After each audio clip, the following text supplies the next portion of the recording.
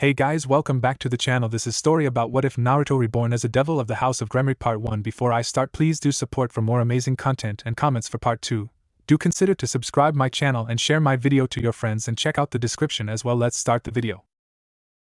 As he had stared death in the eye, or rather, his best friend during his final moments, Naruto had gone through every moment in his life that had meant something up to that point, until eventually he was claimed by what should have been eternal darkness.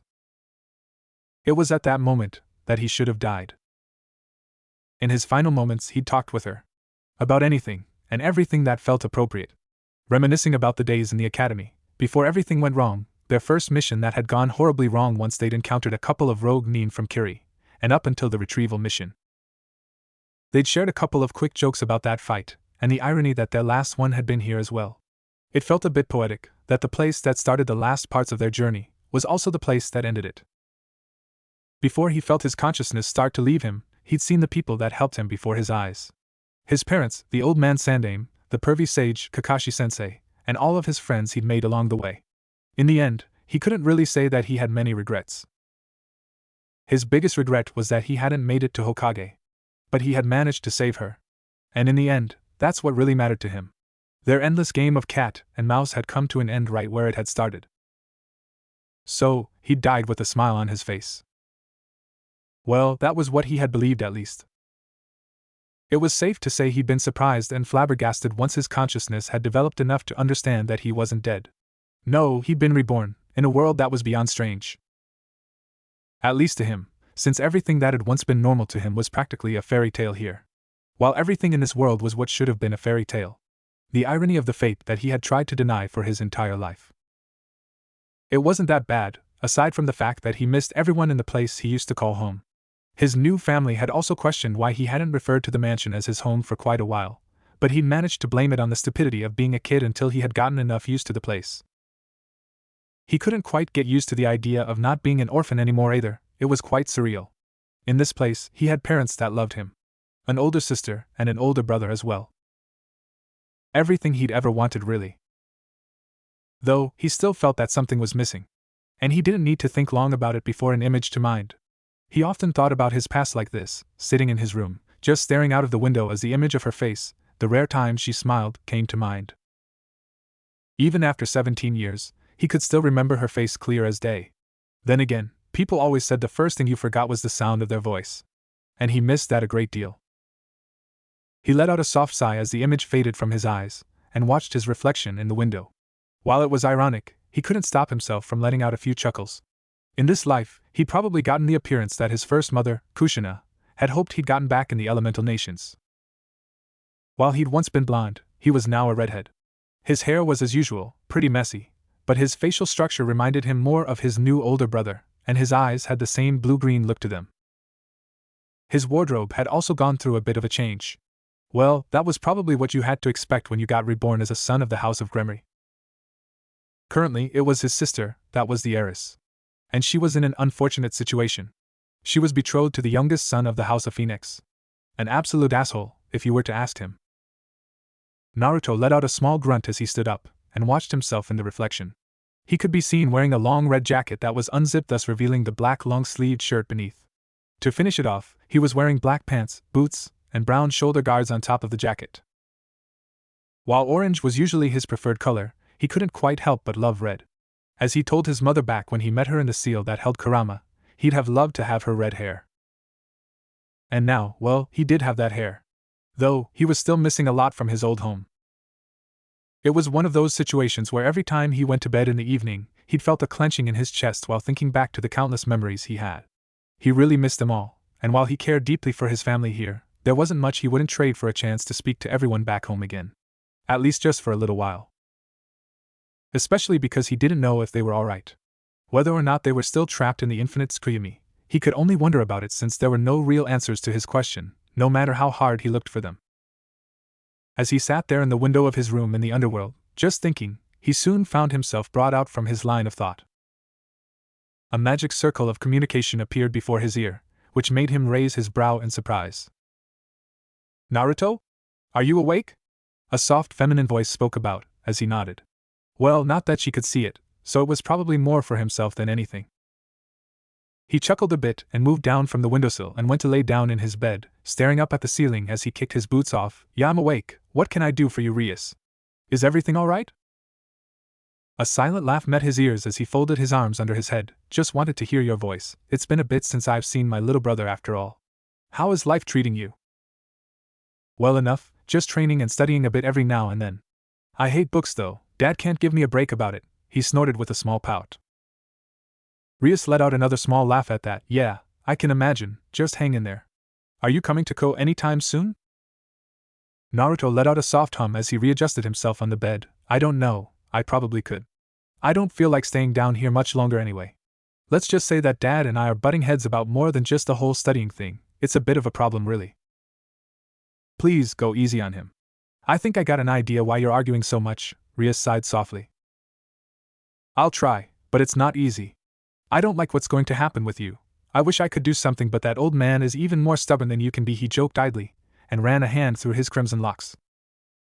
His older sister, while he couldn't see it, was smiling on the other end of the line as she spoke softly to him. Not much we can do about it, I really don't want either, you know that. Maybe, just maybe, we can find a solution. I don't want to just have someone picked out for me, you know? I want to be able to pick the person myself. Naruto once again nodded. Yeah, I know. I'll talk to you soon, Rias. I'm gonna go out and train here in a bit. I need to get some frustrations out of my system. Alright, take care, Naruto. Come visit soon. Even Akino misses you, she joked slightly, as the connection along with the magic circle disappeared from his ear and he sat up again. The redhead sat up and put on his boots again as he started to wander around his room, which was fairly large. Well, they did live in a mansion, so he had everything he could dream of inside his room.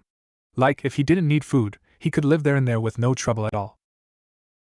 It made him chuckle a bit since he was once forced to live in an apartment where you couldn't even count on the water temperature or whether or not the fridge was cooling properly. He'd never forget that spoiled milk from before he got on Team 7. While he normally despised the idea of fate, he had to thank it for one thing though. He'd somehow, despite the ridiculously low chance, managed to keep his old name. Naruto. So he at least had that, for as long as he was going to be in this world. And since he'd found out devils almost lived forever, well, there was a chance he'd be here for a really long time. He wouldn't jinx anything though, since he had quite the history of getting into trouble. With the last chuckle at that thought, he exited his room and began walking down the hallway of the mansion. Each stop would echo slightly off the walls as he minded his own business, but he did politely greet the maids that occasionally passed by him as they were carrying out their duties for the day. Where are you going at this hour, Naruto? The redhead stopped in his track as the familiar sound of a voice he'd grown up with met his ears. He stood completely still as he closed his eyes for a second, taking in a breath before he turned his head to meet the gaze of a man with long red hair that looked a lot like him. Naruto fidgeted a bit in place as he replied, just going out to train, to vent some frustrations, I guess. I won't take long. Zeodicus let out a slight hum as he gathered his hands behind his back. May I ask why you're frustrated? The younger redhead clenched his fist and dug his nails into the palm of his hand as a sour look fell upon his face. I'm quite sure that you know why I'm angry. And yet you still don't seem to care. So why do you want to address it again? Do you like making me mad or something? His father narrowed his eyes slightly as he became visibly a bit tenser. I don't like that tone you're using. Well, that's an odd coincidence. I don't like the decisions you make. Naruto shot back with a roll of his eyes. Zeodicus frowned as his lips fell into a thin line. What is this really about? You've been hostile for quite a while. It worries your mother and me. We figured you were long past this phase. Naruto threw his arms out in a shrug as he turned around to face his father. Then you tell me how I'm supposed to feel. You're forcing my sister to marry some kind of a self-obsessed asshole, and for what? It makes you look good. I don't get it. It is her duty. I've explained this many times in the past, son. Zeodicus defended, stressing his sentence through his teeth. The Gremory snorted at it with a mocking chuckle. Yeah, right. Like it's apparently my duty to believe whatever crap you feed me. How can you do that to her? Give me one good reason outside the usual crap that makes it seem like you got any right to do what you're doing. Zeodicus stepped up to him with a shake of his head. She is the heiress to the house of Gremory. She has a duty to this house. And this is it. It'll give us a tie to the Phoenix. Can't you see how much is at stake? Me? What about yourself? Can't you see that it's ruining her life? You got no right to mess around with her life like it's some kind of chess piece in some stupid game. Naruto shouted back as he slammed his fist against the wall. The older Gremory rubbed the bridge of his nose. You will never learn, it seems. Why can't you understand that as the head of a house in a society like ours, you sometimes need to make decisions that serve a higher purpose? I don't know, maybe because it's beyond stupid and irrational. You are forcing Rias, my sister, to be degraded into some kind of object. If that's how you treat your family, then I want out, strip me of my name, I don't give a crap.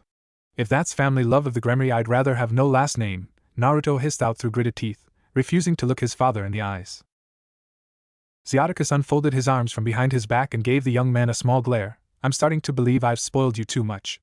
I had high hopes for you, yet you stand before me as nothing but a child. Naruto laughed as he walked up to his father, standing just a few inches away. And you're an old man and a fool.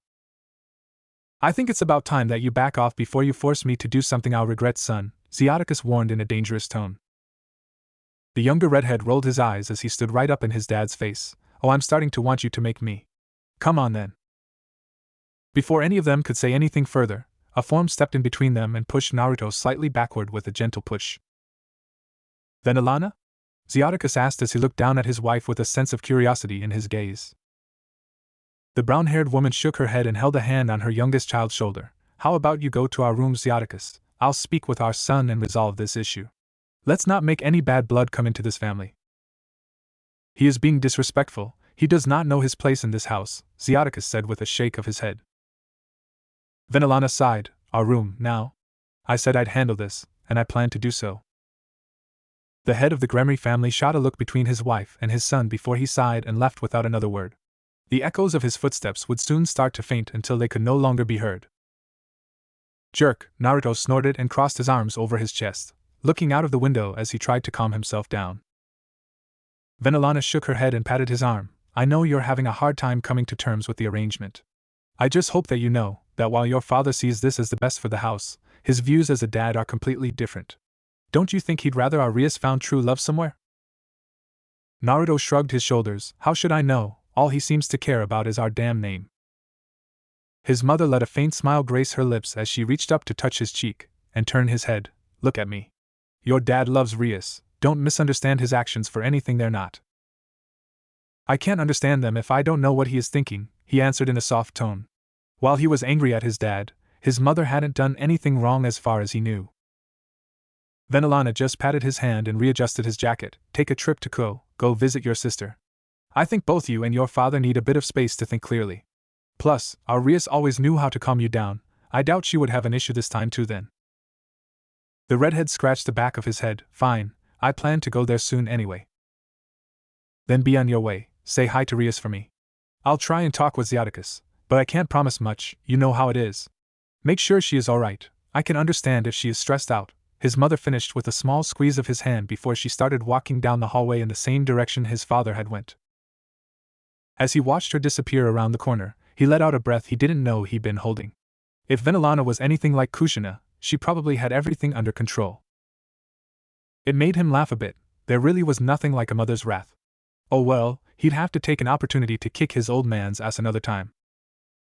The redhead waltzed through the streets of Ko leading toward the academy, as he whistled a soft tune to himself. It was mostly just to pass the time as he made his way to the occult research club, though as he got there, his sweat dropped at the sight of the very much empty room. Hello? He called out into the room and blinked, but there came no response. It was quite odd because he for sure knew that Rias was around the clubroom at this time. They should be out doing contracts, but it felt like something was wrong. Naruto clicked his tongue as he looked around the place for a bit, and took a seat in Rias' chair at the lone desk in the room. Swinging his feet up onto the table, he sat with his fingers folded across his stomach as he counted the seconds passing. Which wasn't for very long, since his impatience started to show. With a grunt, he stood up again and began to exit the building. Well, if there was one way to surprise her, he could always just track her down. He let out a soft chuckle as he opened the door leading outside and leaped into the air, folding out his wings, which he still was quite amazed about, and flew in the direction he could feel Ria's magic signature. Though something was off, and that was the amount that was leaking around in the area. Either she was having a violent argument with Akino again, or there was trouble. Either way, he decided that he probably should hurry a tad bit more as he flew over the city of Ko. The lights of the street lamps below him passed by in blurs as he got to the outskirts of the town, and had to raise a brow at the sight of a church. That's weird, he commented as he stopped in the middle of the air a couple of 100 feet away so he could look in through the windows. His blue-green eyes eyed the situation inside carefully. which wasn't something his former self would have done, but since he'd been born anew, he'd have a lot of opportunities to learn to be better. The scene in front of him caused many questions to rise in his mind. The church looked, well, destroyed, but the people in there were what caught his attention. On the left side, toward the door, he could see his sister, and what appeared to be 4 members of her peerage if he were to judge by their uniforms. He knew 3 of them, Akino, Kaneko, and Kiba, but the last one that had to be someone new, and judging by the red gauntlet he was wearing, he had to be a user of a sacred gear. Even with that in mind, he looked worse for wear. With the hole dripping blood in both his legs, leaving him nothing but a cripple in the current situation that looked like it was about to escalate any second. "But who is that?" he asked out loud next, his eyes narrowed at the group on the opposite side of the church. He could see 5 individuals, and the thing they had in common was the fact that they were fallen angels. They were quite a colorful bunch, with 3 women and 1 guy, but there was something strange about particularly one of them. 4 of them were looking like they were about to drop unconscious from exhaustion and wounds and had 1 pair of wings. However, the woman at the front had 6 wings. And she looked perfectly fine.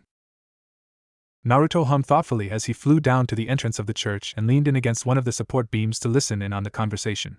While he'd usually just rather drop down through the ceiling, this was a more sensitive matter that he couldn't quite just disturb in case he got the wrong idea. "You know I can't just let you go without further ado after such an incident. It wouldn't look well for the house of Gremory," he could hear his sister say, as he crossed his arms over his chest. Though the next voice seemed just a tad bit uninterested, "I don't see that you have much of a choice. While there might be 5 of you and 5 of us, you're still severely outnumbered. Your servant can barely stand, and he is guarding a corpse." Ria snorted. "While Issei might not be able to fight, it doesn't look like your crew can do much better. We've already established we're superior in that matchup, so what will the addition of you increase in terms of chances?" The woman sighed slightly. "That will not be an issue. Either way, the chances are in my favor. I don't see the need to make any more out of this situation. The odds are not in your favor, Lady Gremory." Naruto shook his head as he figured that was his cue to get involved. Well, he probably shouldn't, but he'd be damned if anyone talked to his sister that way without him having a say in what was going to go down next. Leaning up from the wall, he cracked his knuckles and entered through the front door. "Then how about we even the odds?" he called out as his footsteps began to echo throughout the church, his appearance catching the attention of the people inside, who all had mixed opinions upon seeing him. Rias looked both pleased and surprised, but there was also a hint of anxiety on her face. She probably had no idea what her unpredictable little brother was about to do, or why he was here in the first place. The fallen angels looked both skeptical and annoyed. The favor they were certain they had was starting to look slimmer by the second. "Naruto? What are you doing here?" Rias asked as she took a step back to meet him halfway there, standing quite close to him as she kept her eyes glued to the group of fallen in front of them. Upon hearing the name of the newcomer, the fallen angel with 6 wings' eyes widened for a brief moment. A look that couldn't quite be described was on her face until she visibly calmed herself down again. It was like she'd seen a ghost, which caused both a sense of curiosity and fear to go through her subordinates behind her. The redhead shrugged his shoulders. "I thought I'd come and visit my sister, but I guess you were already having guests." "Oh, trust me, they were not invited," she shot back with a snort. "Yet you do not seem keen on letting us go," one of the fallen angels with blue hair mouthed through gritted teeth. The Gremorier scratched the back of his head. "Okay, so can I get a rundown of the situation and the names here? Because they might be fallen, but I'd feel weird about calling them Fallen 1, Fallen 2, you get what I mean." His older sister that to fight the urge to show an amused smile. "Well, from left to right, there is the one that started all of this. Rainer, and her 3 accomplices. Donasek, Calawarner, and Middlet." "What about the one in the front?" Naruto asked next, as his eyes narrowed slightly. At this, Akino bit the inside of her cheek. "That is my sister Sayuri." At the mention of that name, a flash of pain went through his head. Naruto visibly grunted as several images of his past life came to mind again, and he grasped his forehead. It was a name he hadn't expected to hear again, and once he took a look at her it only made it worse. Because she looked just like her, with a tad bit of differences, but it was the same raven hair and onyx eyes. He felt a bit of nausea build up within him as he could have sworn it was her, that even a stranger with a picture from the elemental nations would say it was the same girl, but it was impossible. "Are you okay?" Rias asked with concern, as she touched his arm with a worried gaze. The younger redhead gave a quick nod as he was brought out of his line of thought. "Yeah, I'm alright. So what's the situation?" Rias sighed and took a step forward, not truly convinced but decided to let it go for now. Let's just say they haven't been playing nice. And Rainier even went as far as to both kill and torture my new pawn, Issei, and kill the Holy Sister to steal her sacred gear on our territory. With the amount of disrespect and actions against our house, I cannot let them go with just a lifted finger. The younger brother bit his tongue as he let out a grunt. You there, he called out to the one at the front. Trade offer, give us one of your subordinates as a penalty for the actions done against our family, and we'll let the rest of you go. Sayuri narrowed her eyes at him. I don't have the power to do that, it is not within the orders I've been given. You know this can only end one of two ways, and I gave you the most peaceful solution, he retorted with a hand on his hip. The raven-haired woman gave him a curious stare. I'm well aware, I've given my solutions. She paused and looked back with a look that turned stone-cold serious. You four, leave, now. Rainier shook her head as she stood back up to her feet. Lady Sayuri, we couldn't possibly.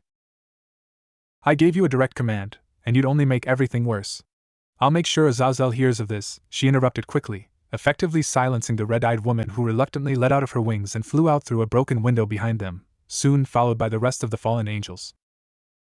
Rias took a quick step forward. What do you think you're doing? I wasn't done yet.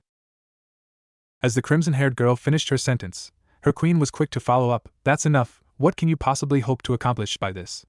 It has gone too far, and you know it. Sayuri sighed with a small frown as she took a step forward as well. As I said, I have my orders. While the inconvenience it causes for you doesn't please me, I'd rather not betray my direct superiors in a similar fashion as the others. They have caused enough problems with the current situation. With a quick glance between the two women, Naruto reached forward and placed a hand on Ria's shoulder. Why don't you let me handle this one? It should be me. Her subordinates have hurt members of my peerage. Rias quickly replied. Naruto shook his head. That's true, but she hasn't. And given I'm an intruder here as well, why don't you just let us misfits sort this one out? Go take care of your new peerage member. He looks ready to break down or pass out or both, I can't really tell. While it didn't please her, she couldn't deny that her peerage did need some attention. While they'd been winning with little difficulty, aside from Issei who got quite beaten up, the tables had turned completely once Akino's sister had shown up. Even Kiba and Kaneko had some bruises, so Rias knew that the raven-haired woman was quite a formidable opponent compared to the others. Fine, but don't get hurt. Rias relented, as some of her caring sides began to show. Oh, don't worry, it'll be fine. After all, I'm the strongest. He chuckled and began walking a couple of steps forward toward who'd inevitably become his opponent of the day. The dark-eyed woman shook her head as she dropped down from the altar she'd been standing on. I don't know if you've been in a fight before, but there is usually not this much talking, she commented with what appeared to be a small grin on her face. I'm well aware, Naruto commented as he stopped in place, eyeing the woman in front of him. Part of him couldn't the flickering image out of his head, that it was the same girl he'd once been on a team with. He knew better though, he'd lost in that last fight and died. So while he could easily imagine that scratched headband on this woman's forehead, and recognized they shared the same name, he knew it wasn't her. It was not the girl he'd spent several years chasing after back in the elemental nations. So? She began, visibly on edge as she stared him down. The situation was tense. To most it'd just be because of the inevitable fight. However, to them, it was because they both felt like they were seeing someone they hadn't seen in a lifetime. Ladies first, Naruto commented with a slight chuckle, making both Rias and Kaneko roll their eyes in the background. The woman rolled her eyes. Please, spare me of the false chivalry. It's disgusting. She retorted quickly as she thrust her palm forward, and immediately thunder could be heard. Naruto looked around him quickly, unable to spot any lightning, though as the magic became noticeable he flipped backward as a bolt of pure white lightning struck down through the ceiling, lighting the carpet aflame. However, it didn't stop there. No, instantaneously afterward lightning bolts began crashing through the windows, sending glass shards flying all over the church, the benches following the example of the carpet as the entire place was soon filled with a mix of smoke and flames. Thinking quickly, he leaped up against the wall to get down beside her. He clapped his hands together, as he channeled his power of destruction before he thrust both of his palms toward the ground. It wasn't a largely concentrated burst of power, but it was enough to create a brief shockwave that forced her to dash backward and out of the window behind her. As he saw that his plan had worked in regard to getting her out into the open, he quickly followed her. However, to avoid some kind of ambush, he used the window on the opposite side of the church and instead used his wings to fly quickly over the roof. Since Rias had to be focused on gathering her peerage and taking care of them, he figured a lot of smoke and fires wouldn't help her. Before he could re-enter the fight, he was forced to maneuver around a barrage of light hurled at him at, well, light speed. He retracted his wings and spun down between them, rearing his fist back as a red glow started to form around it. Sayuri narrowed her eyes as she raised her hand to form a defensive magic circle to meet the impact of the incoming redhead, and was forced to widen her eyes in surprise when his fist effortlessly shattered the defensive spell like it was a mere glass pane.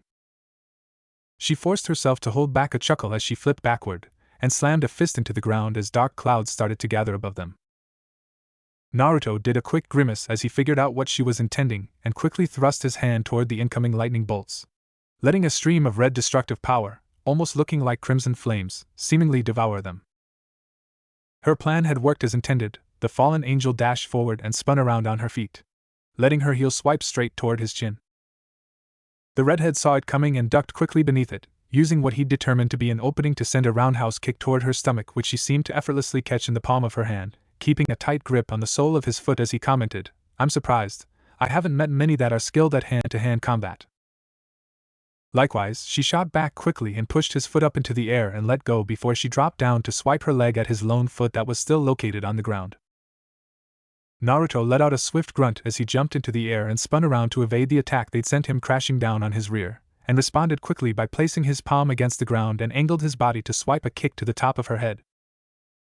The raven-haired fallen angel leaned back as she watched his foot fly by right in front of her eyes. Annoyed with how persistent he was, she blitzed forward and launched a series of kicks and punches at him, aiming for every anatomic weak spot she could potentially strike with her full strength. But it wasn't working. No matter how they were moving around, his hands and legs were matching her speed perfectly. It was frustrating, yet exhilarating at the same time. With the exception of her father and a handful of others in the Gregory, it was rare that she found an opponent that was as adaptable as her in the martial arts. Though it was easy to see that her fighting style was much more refined than his, even though he could keep up with her. The two let out a shout as the soles of their feet clashed once again, the force of the impact sending them sliding in each their direction respectively before they regained their footing. Naruto decided at that point he'd been on the defensive for long enough and swirled his palms around in front of him, letting his wrists touch as a red magic circle appeared from which a giant seemingly flaming serpent flew out toward the dark-eyed woman. She narrowed her eyes and evaded it by flipping sideways over it, forming 3 quick light spears that she shot straight through the snake's midsection, watching it explode into a small shockwave that sent her hair swaying around in the hair behind her. Sayuri grunted as she thrust her hand to the side of a small magic circle, from which she quickly pulled out a sword. A Japanese Chikuto, to be specific.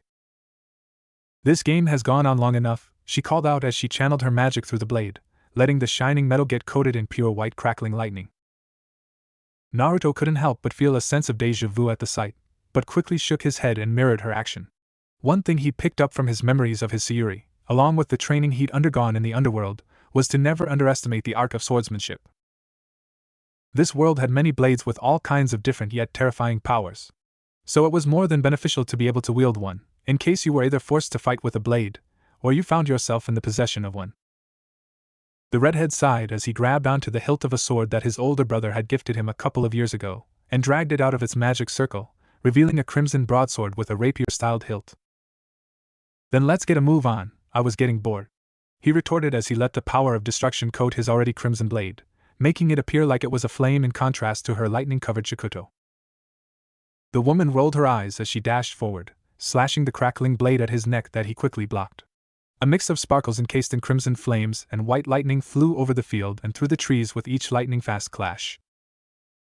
From afar their blades would merely look like a pair of twin windmills glowing colorfully that'd occasionally slam together, sending shockwaves all over the area as the speed got more and more picked up between them. Despite feeling confident in his swordsmanship, Naruto had to admit that she was way better or just more experienced with the blade. Each deadly stab and slash would put him more and more on the defensive.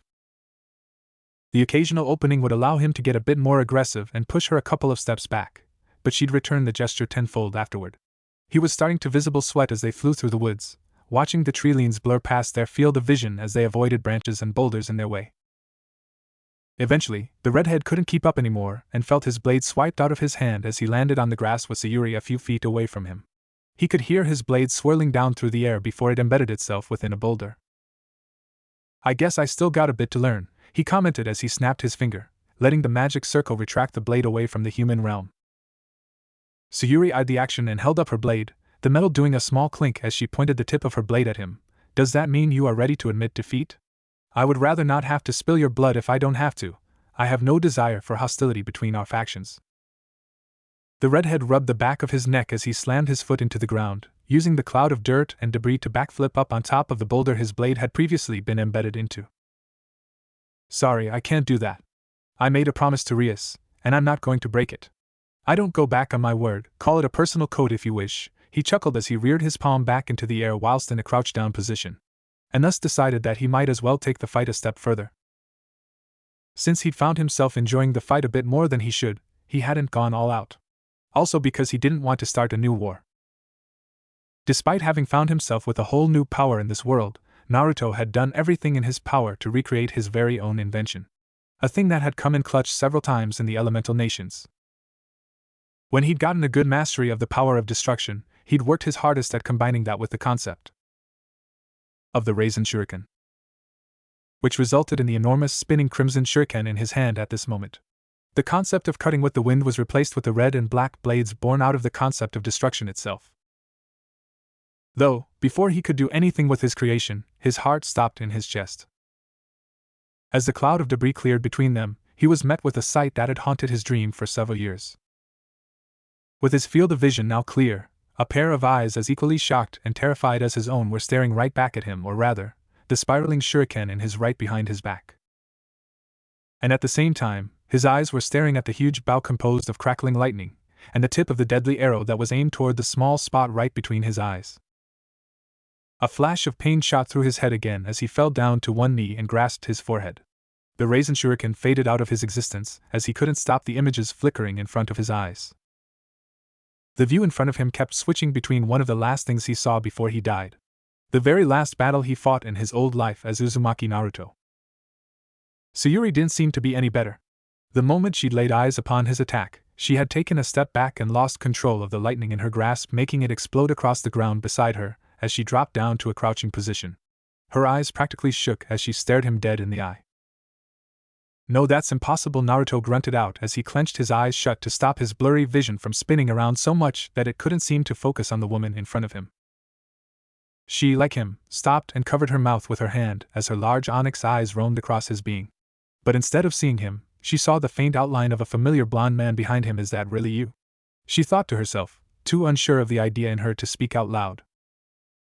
As if on cue, they lifted their heads for one last eye contact before their worlds went dark and their bodies slumped down to meet the soft grass beneath their feet. Their heads were just inches away from each other so that the last thing they was each other's faces.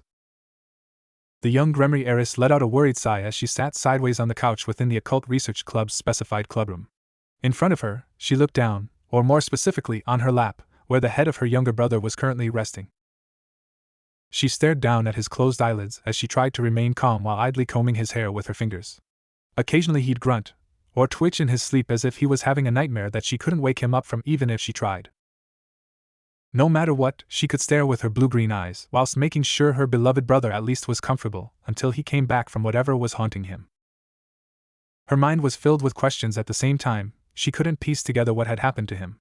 As soon as she and Akino had made sure the peerage was alright and not on the verge of death, she'd rushed after him. And much to her surprise, she had found Naruto passed out in a field of grass with sweat pouring down his forehead. At the same time, the fallen angels had returned. Not to fight, but merely to retrieve one of their own. Himejima Sayuri, her queen Akino's younger sister, had also passed out. And she couldn't help but wonder how she and Naruto had come to that state, or what had happened to them. Rias knew her brother was strong, way stronger than she was. While she'd had other priorities whilst still somewhat trying to remain at a decent enough level of strength, Naruto had prioritized training. She'd often teased him or nursed his wounds, or both, whenever he came back from training. Which was a thing she deeply admired about him. He was a hard worker. In many ways, she thought she could wish that someday she could be like him. Even when he told her that she easily could, it had felt like a distant and impossible task. One which would only shatter the remains of her self-esteem, even if that'd never be his true intention with the suggestion of her training to become like him. "Rias?" A voice called from her left, making the crimson-haired girl turn her head to meet the tired violet hues of her queen. She cleared her throat, and forced a small smile onto her face. "You can go home, Akino. I'll wait here for a little while longer. I'd rather not move him anymore until he has woken up."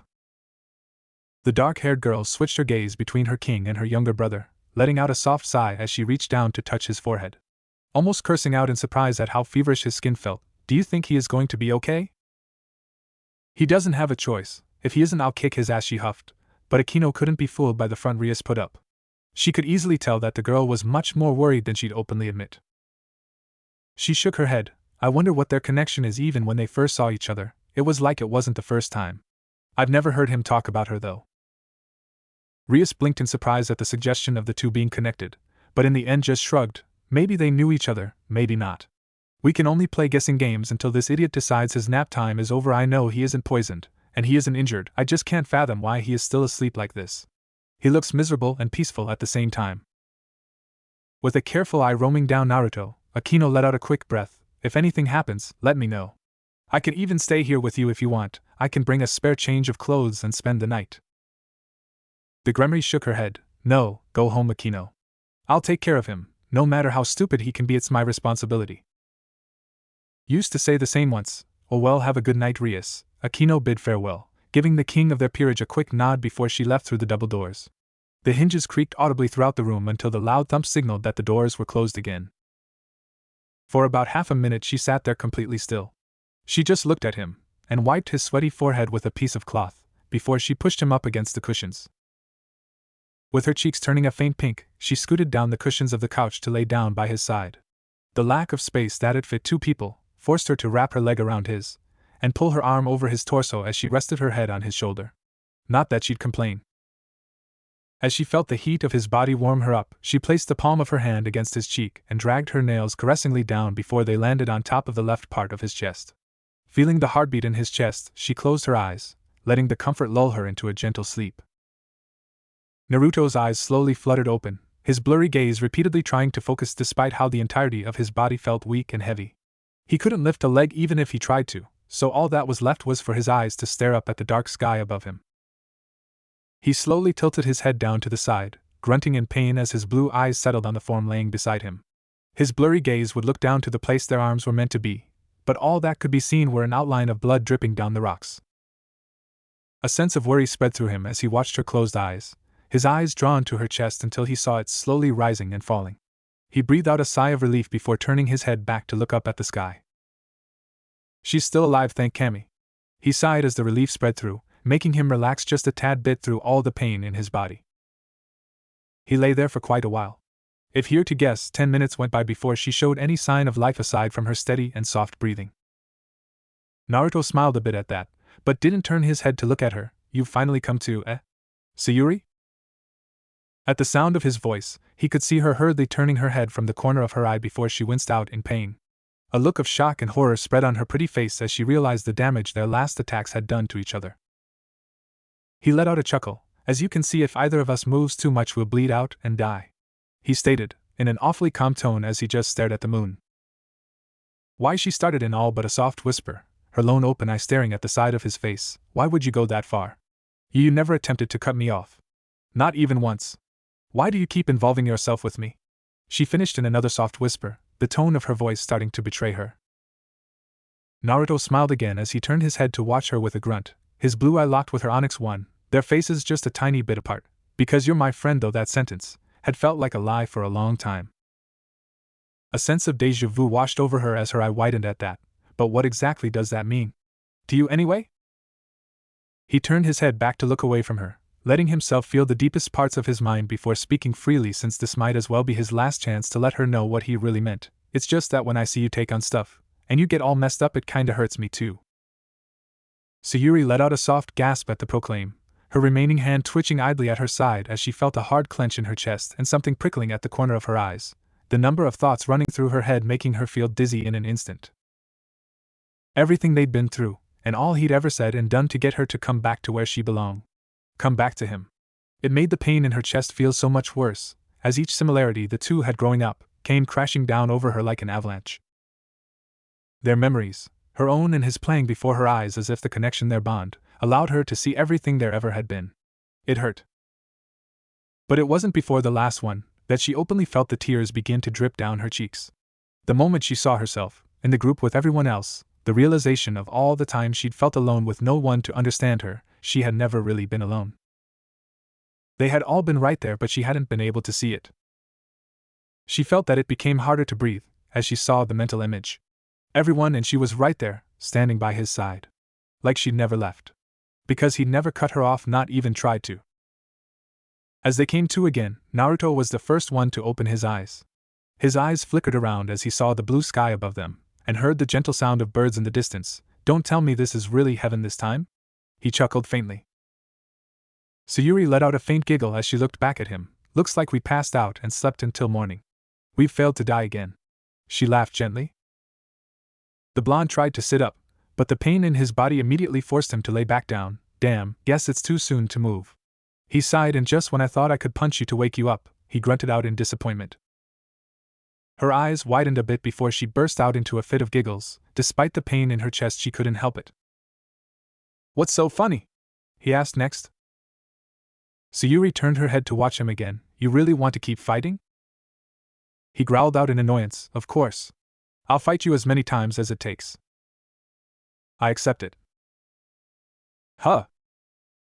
I lost. Naruto blinked slowly, before a tick mark formed on his forehead. You idiot, this has nothing to do with winning or losing. My friend was sulking as usual, and I just wanted to punch her to wake her up. She gave him a soft smile before she closed her eyes and turned her head back. Hey, Naruto, I accept you. If I die here, the chain of war will end. The battle since the Sage of Six Paths. This is another type of revolution. I'll decide this issue myself, once and for all. The blonde gave her an outraged look as he fought with all the strength he could find in his body to move a little closer, the blood still dripping from the place his arm used to be until his face was just beside hers. How can you decide anything by dying? You might as well live and help me instead if you're just gonna do that.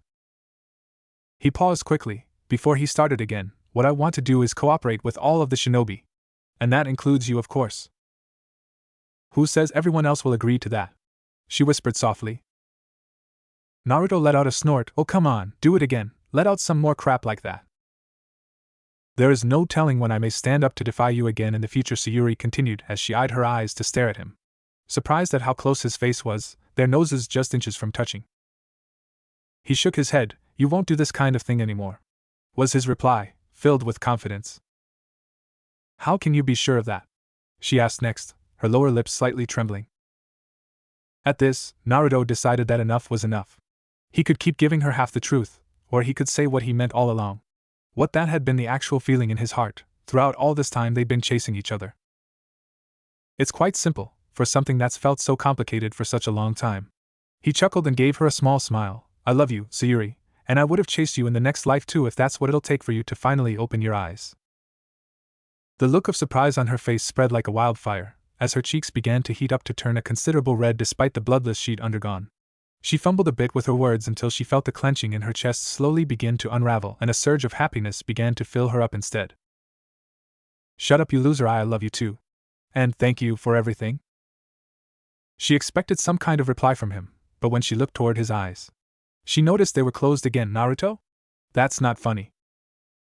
With a loud grunt, she rolled onto her stomach, panting heavily as she raised her shaky hand to feel his face.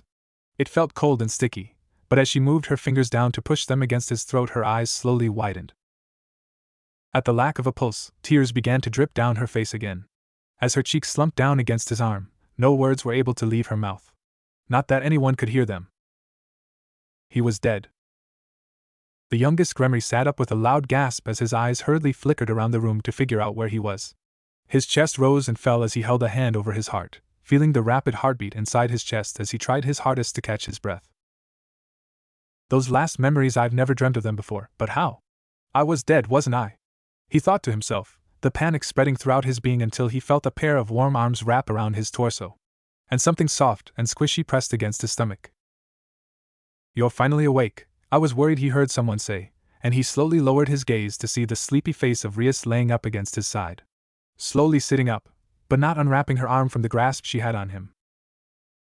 Naruto scratched the back of his head. I'm sorry, I didn't mean to make you worry about me.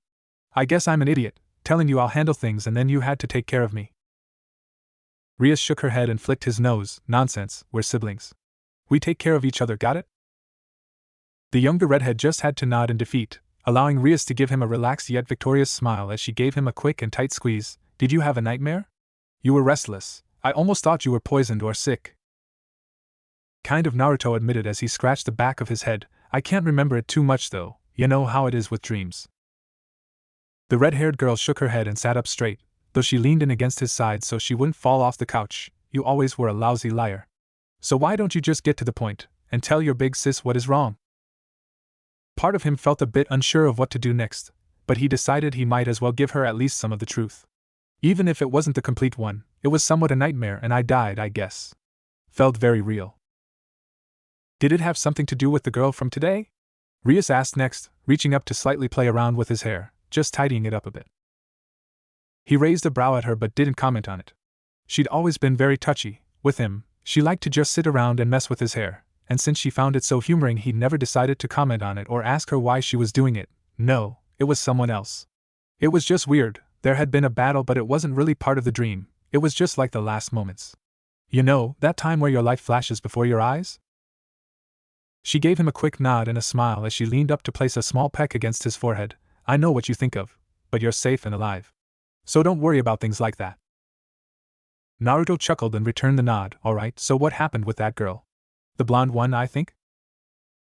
Rias let out a tired sigh. In short, the fallen angels that came wanted to steal her sacred gear, Twilight Healing. And they succeeded, so she unfortunately died. My new pawn, Issei, is quite down in the dumps about it because they'd become good friends. The fallen called Rainier is the one that got it now. Couldn't you just have revived her with the evil pieces? Naruto asked curiously. She nodded her head with a small shrug following. I could've, but it didn't seem right. She was a holy sister, and all that. And while I'd love to save everyone, I only have so many pieces I can't save everyone that gets caught in the crossfire between rebellious faction groups. Naruto let out a soft hum. I think you should still do it. She is a healer, and she is probably kind if she didn't care if Issei was a devil. I don't know him, but he seemed to care for her the brief few seconds I saw him in the church. It'd also make him happy. Do you really think so? Isn't it a gamble? It's not that I don't want to, I'm just a bit unsure, like what would you or Surzex do it? He let out a few chuckles and tapped his index and middle finger against her forehead. You don't always have to compare yourself to us, you're your own person, Rias.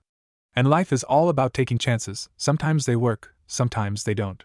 What matters is what you decide to do with them afterward. Even if she doesn't get the gear back, she can still become strong and a precious person to your peerage. You make it all sound so simple, but you don't even have a peerage yet. She teased idly and rubbed her forehead.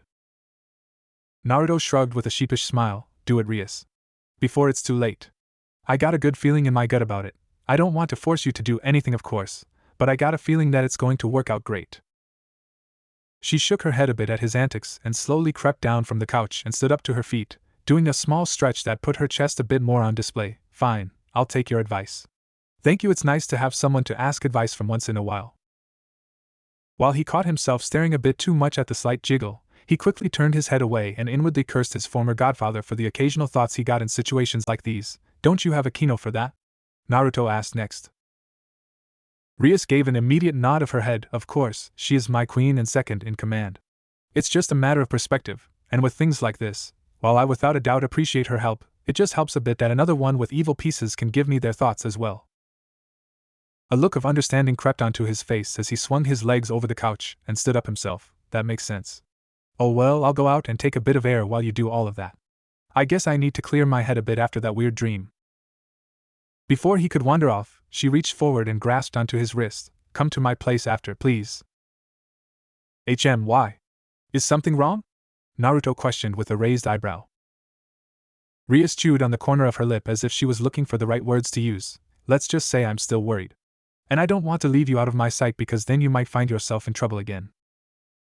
Uh-huh, and you sure it isn't just you wanting to sleep together in the same bed like when we were kids? He teased her with a small smirk.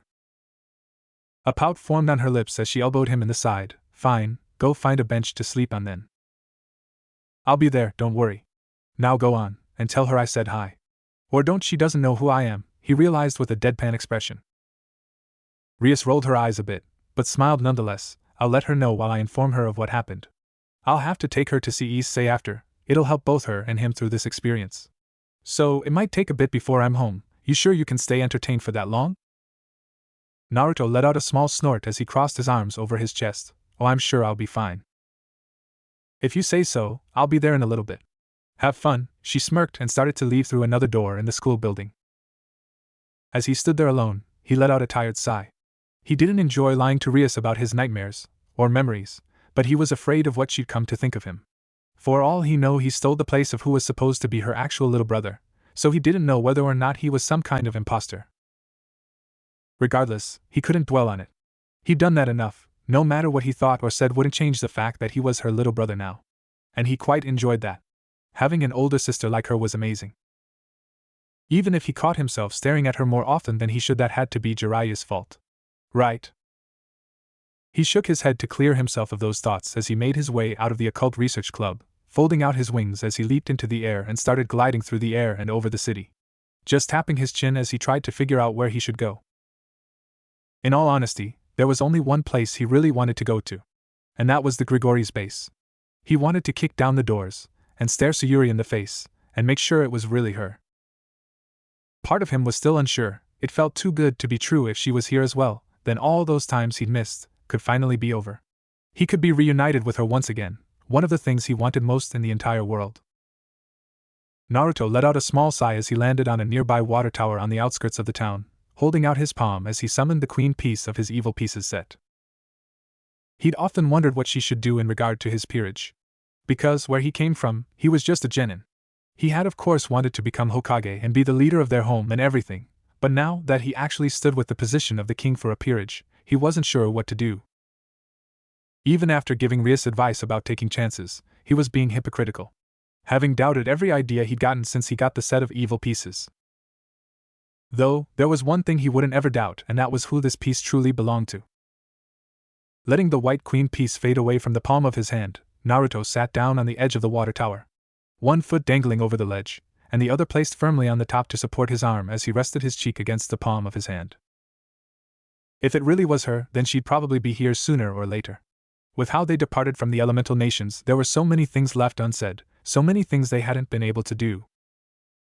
Her onyx eyes opened as she stared out over the Nephilim Institute, one of the many bases of the Gregory. After he fight in the human world against some of the devils, she'd passed out after seeing someone she thought had died a long time ago. In fact, she'd seen him die, felt him die at her side as a consequence of her own actions. A thing that had haunted her for her entire existence afterward. Even once she'd been reborn, the mental image had haunted her in her sleep. Sometimes her imagination would get the better of her, making the image that much more gruesome and terrifying to think about.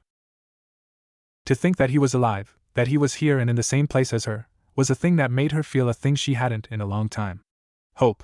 In the time she had spent as a fallen angel, she tried to right her wrongs as much as she could, but it never felt enough. At this point, after seeing his face, she knew there was only one thing left in this world that could make her feel at peace with herself again. His forgiveness. In the midst of her train of thought, a knock sounded on her door, making her turn around with a small blink of her eyes. "Come in," she called out, standing near the window in her room as she watched the door creak open, revealing the large form of her father. Barricchio gave her a quick nod as a greeting, as he scratched his beard with a thoughtful look on his face. "Pardon the intrusion, I know you said you wanted a bit of alone time. I, however, wanted to hear how you were doing after the mission in Ko." A faint outline of a smile lifted her lips as she returned the nod. "I'm fine, father, thank you." "I see it was just unusual to hear the report from Rainer's little group," he continued, trying not to voice too obvious disappointment in regard to the fallen angels his daughter had been sent to apprehend. Sayuri sighed slightly. "I assure you that I'm fine, however, there was something I wanted to ask you." With a quick raise of brow, Barricchio just nodded. "Ask away." She crossed her arms under her chest as she leaned in against the wall, her eyes gazing out over the institute. "What can you tell me about those devils? The Gremory house." Had it been any other house of the 72 pillars, it might have been an issue. The Gremory isn't a specifically high-ranked house, with the exception of Sirzex Lucifer, since he is one of the current Satans. A Baal married into the house long ago, so the 3 children of the current head of the house all seem to possess their inherent ability. Barricchio started, rubbing his bear as he tried to sort through all the information he had available. Sayuri hummed at that. "I see. What about the children?" Barricchio let out a grunt as he took a seat near the wall. "The oldest is Sirzex, and the next one in line to the house of Gremory would be his little sister Rias. And then there is the youngest of the bunch, Naruto Gremory." At the mention of the last name, she felt a small clench in her chest as she grasped the fabric of her shirt. "What can you tell me about Naruto?" It still felt weird to say his name, but at the same time, it felt good. Is there a reason for the sudden interest? Barricule asked. She shook her head quickly with a small shrug. Even if it was a lie, no, not aside from that he is the one I supposedly fought against. While still remaining a bit skeptical, Barricule decided to believe her for now. Well, he is a promising young man. We don't know much about him, since he isn't as public as the rest. Rias resides in Ko, and Surzex is the current Lucifer, so it's easier to hear information about them. Naruto, however, has seemed to remain in the underworld most of the time. Can you tell me what we do know at least? She tried again, fidgeting a bit with the sleeve of her shirt. Still unable to decipher why his daughter was like this, Barricule continued nonetheless. As I said, he is a promising young individual. Reports state that in regard to combat prowess he is very talented. Current rumors spreading around the underworld call him the second coming of Surzex. Sayuri's eyes widened a tad bit in surprise, but at the same time, she gave a small smile. No matter where he was, he always strived to work hard, and that made her happy at least. That meant he was most likely still the same knucklehead she remembered. I see. What's going to happen with Rainier and the others? They did manage to steal a sacred gear. Given that the sacred gear didn't belong to a devil, the major problem lies within that it all happened within Gremory's territory despite the obvious warning from the heiress herself. Azazel is still pondering on what decision to make, though there is a chance that it'll be handed back, he pondered. She gave him a confused look. Removing a sacred gear is like a death sentence, and there is no guarantee that the sister is alive. Unless she was reincarnated through one of the evil pieces. Regardless, should this become an issue with the devils, the first and most obvious way to fix the problem would be to hand back what was stolen. Barricule sighed, not being a big fan of it himself, but it was a suggestion from one of the other fallen in charge, aside from him. Sayuri fidgeted a bit in place as she turned her gaze back to her father. What if there could be struck a devil with the Gremory? A look of amusement lifted his face. What would that involve? Unsure, the sacred gear is returned. They most likely have someone in either of their peerage that would benefit from a sacred gear should the sisters still be deceased. If they're open to the idea, we could introduce the suggestion of them reincarnating Rainier. She herself would benefit from being in a place where her prejudice for devils wouldn't be tolerated, and her lack of strength wouldn't be tolerated as much as it does here, Sayuri pondered out loud. Barricule let out a grunt at that as a small smile lifted his lips. While it's an innovative idea, we can't count on it. No one says they want Rainier as a reincarnated devil, as we all know she isn't the strongest. She herself admitted that as part of the reason she wanted Twilight healing in the first place. Along with that, she did damage to Rias Gremory's peerage and also mocked them for their race. I'm not sure that she would take that offer that well. Sayuri nodded in agreement, which is why I'd suggest we send the invitation to her brother. Rias gets the gear, and we let Naruto Gremory get the offer in regard to reincarnating her. That way she avoids the death sentence, gets to work on her prejudice, and will get stronger. Everybody wins. Except Rainier, Barricule commented. Better than being dead, Sayuri countered. The large man sighed and stood up from his seat. I'll take it up with Azazel, though we'll need a messenger. And at the moment, we do not know where Naruto Gremory is. Rias is as usual within Ko, but the younger brother hasn't been seen since the church incident a couple of days ago. Sayuri responded quickly as she readjusted her black locks. Allow me to be the messenger, I'll track him down. You seem quite interested in this boy, it makes me wonder why, Barricule voiced out loud. She shrugged. He is an interesting character. He just gave a nod at that, figuring that it was about everything his daughter would allow him to know. If that's all, I'll go have a talk with Azazel. I'm glad to see you had a swift recovery, daughter. Your condition had me worried. She raised a curious brow. I was just passed out, hardly anything to fuss about. Though there was one other thing, a bit of a side question, I suppose. Well, ask away, what's on your mind? Barricule asked. Sayuri looked a bit uncertain at first as she eyed her father, chewing on the inside of her cheek before she let her thoughts be known. If I were to hypothetically leave the Gregory one day, what would happen? Barricule looked shocked at the question as he stood up. What brought this on all of a sudden? Nothing, I just never saw myself living here my whole life. While I know that as a fallen my lifespan is considerably longer than a human's, I didn't think I'd be here to the end of time, she said with a small shrug. Her father looked beyond skeptical. Does this have something to do with the Gremory boy that you're all of a sudden so interested in? Do you know him? Starting to get a bit annoyed, she shot him a mild glare. No, and even if I did, it wouldn't be your business. Just answer the question, father. What would happen should I decide one day to go out on my own? Barricule sighed and rubbed his forehead. Since you don't know any faction secrets that could potentially harm us, nothing would happen. Though you'd be on your own and without the protection of the Gregory, and if you one day were to cross us without it being intended, you would label yourself an enemy in the eyes of the faction. I wouldn't be able to protect you. I can take care of myself, she grunted and crossed her arms again. I just don't understand you. Sayuri ran a hand through her black locks. It is what it is, father. One day I'm not gonna be here anymore. Please don't make it out to be some kind of big deal. If I'm not going to get in trouble, it's only really a problem for you. While that verbal blow hurt, he couldn't deny that she was right. If that's your decision, I won't stop you. Good, I'm not going to leave right now, but in the future, as I've seen myself elsewhere. Still unable to let the thought go, Barakiel himself crossed his arms over his armor. I feel like you at least owe me to know whether or not it has to do with the boy. You don't look me in the eye in regard to him, so I know you aren't being truthful. You're my daughter, and I want to protect you. I feel like you could at least be honest with me because of that. I'm not leaving because of Naruto Gremory, so just stop asking about it. See, I'm looking you in the eyes right now, she finished and gave him a blank stare. Technically, she wasn't lying. She didn't leave because of a boy whose name was Gremory. In fact, it was a completely different surname. It was just a coincidence that they shared the same first name. Fine, I'll go talk to Azazel about your idea. At least refrain from leaving until that mission has been put down or accepted. Barakiel finished and walked out of his daughter's room, closing the door behind him in the process. The raven-haired girl let out a loud and tired sigh as she slumped down in her bed, turning her head to stare out of the window as she fidgeted with the sleeves of her sweater. Now all she had to figure out was where he was.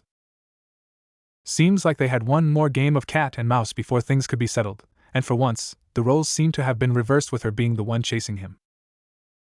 The young redhead let out a slow sigh as he stood on top of the water tower looking over Ko. The rain dropping from the sky annoyed him a great deal as he folded out his wings and brought them over his head to shield himself from the rain. Pulling the hood of his jacket over his hair, he crossed his arms over his chest and settled for just staring out over the city for the time being. He hadn't felt like going back to Ria's place yet.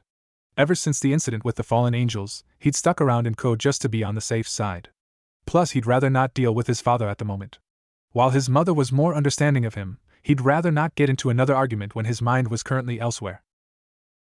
At the same time, he couldn't stop thinking about Rias. It both hurt and angered him that the wedding ceremony was coming closer with each passing day. There was close to nothing he wouldn't give to be able to just kick down the doors to the Phoenix Manor and give Riser such an intense beating that they'd been forced to cancel the contract even if he were going to be in serious trouble for it. He chuckled sourly at the thought. Even Rias didn't want that, so he was going to have to stay put for now at least. Despite how much annoyance it was, he'd stay put and wait until he could do something. The redhead let out a grunt as he kicked a small pebble down the water tower, and thought about it being time to fly home. However, the second he folded his wings out from above his head and was prepared to jump down from the ledge, his blood ran cold in his veins. A presence appeared behind him, which made him turn around in a heartbeat with his sword summoned to his hand. His blue-green eyes stared at the person who'd just arrived. In front of him stood a tall man with black hair, golden bangs, and a black goatee. Though the most eye-catching feature, and the thing that was also making him feel almost scared, were the 12 jet-black feathered wings sprouted from the man's back, looking like a never-fading black. "What do you want?" Naruto asked as he took a step back, feeling his heel dangerously close to the edge of the water tower as his eyes stared into the man's violet ones. A sound chuckle traveled through the air as he put a hand on his hip. "Am I to assume you know who I am? Given the number of wings you have, I have my guess. Though I'm starting to feel like this is some kind of joke with how many fallen angels seem to be trespassing around here," Naruto commented and tightened his fingers around the blade's handle. The man rolled his eyes. "Come on, put the pointy thing away, and let's talk. We both know if this were a fight you'd already be dead. You didn't even see me coming before I let you." With an uncertain gaze, Naruto relaxed a bit and let his sword disappear into a magic circle. "What do you want?" he asked again. "In case your guess was wrong, my name is Azazel, Governor General of the Gregory. In all honesty, it's a pleasure to meet you. I hear many great things about you," Azazel revealed, grinning a bit as he crossed his arms. The redhead nodded his head. "Likewise, ain't every day I get to talk to a faction leader I'm not related to." He chuckled a bit. Azazel mimicked the small laugh. "I can imagine. So, I know my little subordinates have caused some trouble and I'm here to work out a solution. They were out of line, and that's what that is, but I'd rather not have it become a trouble I can't solve without getting involved with Surzex. I assume you got an offer coming or something. Wouldn't make sense for you to come in person otherwise," Naruto said with a raised brow. The fallen angel nodded. I most certainly do. You see, we have something in our possession that doesn't quite belong to us. Which is apparently the whole objective of what caused this issue. He let out a slight snort. Yeah, your crows stole sacred gear from a nun here in our territory. And continued to disrespect my sister and her peerage. Almost killed some of them too. Look, I'm a man of my word and I don't particularly like hostility. I'm prepared to return the gear to the girl if she is somehow still alive. Either that or I'll let someone in your peerage or your sister's peerage take it. Sound good? Azazel said simply, wiping some rain drops from the fabric of his maroon-colored coat. Naruto narrowed his eyes a bit. I'm not buying it. Oh? Why's that? Azazel wondered. The young man shrugged with a skeptical gaze. I'm not overly convinced that you're gonna sacrifice one of your own people just to give a girl of the church her sacred gear back. Azazel sighed. Look, as cold and cruel as it may sound, if this issue had been only about the girl, we could have cared less about it. This is an issue I'd rather stay between the small groups, and not the factions as a whole. Who knows what could potentially happen from stepping on the toes of not just one of Lucifer's siblings, but both. Rumor does say that he is quite fond of the two of you. So what offer is it that you're proposing? Naruto tried again, seeing a bit of logic in what the man was saying. A small grin lifted Azazel's lips as he spoke calmly. What would you say to have a new member in your peerage? The redhead's lone footsteps echoed through the empty streets of Ko. His mind wandered off, as he strolled through the night and in the direction of where his sister was currently residing within the town. While his mind had been occupied by his sister's arranged marriage and the return of his first love, today it was something else entirely. The things were all interconnected this time, and it was all because of that man, someone he couldn't decide whether to like or despise. Azazel. He was an odd fellow, with an even more odd and twisted kind of humor. Whether or not it was some kind of joke or game to him, he couldn't figure it out. Regardless, he couldn't deny that the man made sense. His eyes glimmered as they looked up at the moon. It was a full moon tonight, one of those nights when everything seemed brighter than usual. He felt as though there was something different about this particular night, but he wasn't sure what it could be. As he was occupied with his own thoughts, he suddenly stopped as someone called out to him from behind. Naruto blinked a couple of times before he stuck his hands inside his pockets and turned around. His blue-green eyes eventually settled on the face of a young man with brown hair who was wearing that same uniform he'd seen at the Ko Academy, who he'd come to know as the newest addition of Ria's peerage. Someone he wasn't totally sure whether or not to loathe or like yet. Generally, he seemed more than grateful that the nun had been reincarnated, even going as far as to drop down to the floor with his forehead against the floor panels while he'd thank him repeatedly for convincing his sister to take a leap of faith. But on the other side, he was more than ready to poke his eyes out of his skull. The guy was more than perverted, and every time he had the audacity to practically worship his sister's bust lines in his presence, he had to be stopped by Rias before he'd accidentally evaporate him with his power of destruction spells. "I do right?" Naruto asked as he kept a polite smile on his face. The brown-haired boy quickly nodded his head. "Yes, sir, lord? I'm not sure what to call you actually." The redhead had to blink out of sheer amusement at that. "Naruto is fine, you don't need to call me by any fancy title." "Oh, well, alright then," the boy said out of surprise, yet still bowed his head slightly with an awkward scratch to the back of his head. As an awkward silence filled the streets again, Naruto fought the urge to let out a sigh as he asked, "So was there anything you wanted to ask me, or were you just curious about my title?" Issei quickly waved his hands. "Oh no, it was more like, how do I say it, I wanted to thank you again. For everything you did for Asia. I know that Bucho was skeptical of it at first." "You've already thanked me the other day though, and the day before that." Naruto mused out loud. "Yeah, but I mean, you saved her life. I don't think thanking you once or twice is enough to make up for it," the boy answered with a small laugh. Naruto let out a slow hum as he shrugged his shoulders a bit. "Rias is a smart girl, she'd probably done it regardless. I just pushed her a bit in that direction, that's all. There is really no need to thank me." Despite the look of uncertainty on the student's face, he decided to not argue any further with the guy that could probably turn him into a pile of ashes. Not that he thought he would, but regardless, there was something else he had wanted to ask. There actually was something else. "Oh? Ask away, though I'm on my way home, so I'd prefer if it wasn't some favor that'd take all day," Naruto responded with a raised brow. Issei quickly nodded. "I was wondering about how you became that strong. I mean, Bucho seemed to easily pass over the strongest of those fallen angels for you to fight when you volunteered. I'd guess that means you're pretty strong." The redhead's expression went blank as he let out a small sigh at that. "So that's what this is about. He thought to himself, before clearing his throat, I'm not going to lie to you, it takes a lot of hard work. Yeah, I figured that was the case. The brunette's sweat dropped with a tired expression. Naruto just gave a slow nod.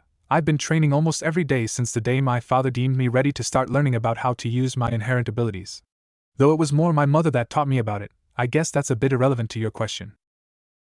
The student scratched the back of his head. It's just that I feel like a liability, you know? I always need someone to come and save me. Whether it be Bucho or someone like Kiba and Kaneko. It just doesn't feel fair for them to always have to come to my rescue whenever I get myself into trouble. That whole fallen angel issue was probably my fault too. The Gremory crossed his arms over his chest as he let out a quick sigh. Listen, you can't control the actions of others. The issue itself was never your fault, to begin with. They acted on their own intentions. Were you too weak to really do anything about it? Yeah, you were. I'm not going to be a cunt and lie about it to your face just to make you feel better, but the issue itself wasn't on you. While Issei had a defeated look on his face, he quickly tried to gather whatever courage he had left and smacked his own face. Shaking his head, he looked back up. How do I become strong? I know you have answers, can you help me? Wouldn't it make more sense to go to your king and ask for help first? I know that you might think I have some answers for you, but while I'd love to help, it's not really my place, Naruto asked as he scratched his cheek. Issei bowed his head down after that. I know I should be asking Bucho, but as I said, I feel like they've bailed me out enough as it is. I want to start paying them back for what they've done for me. And I don't want to do that by making them train me.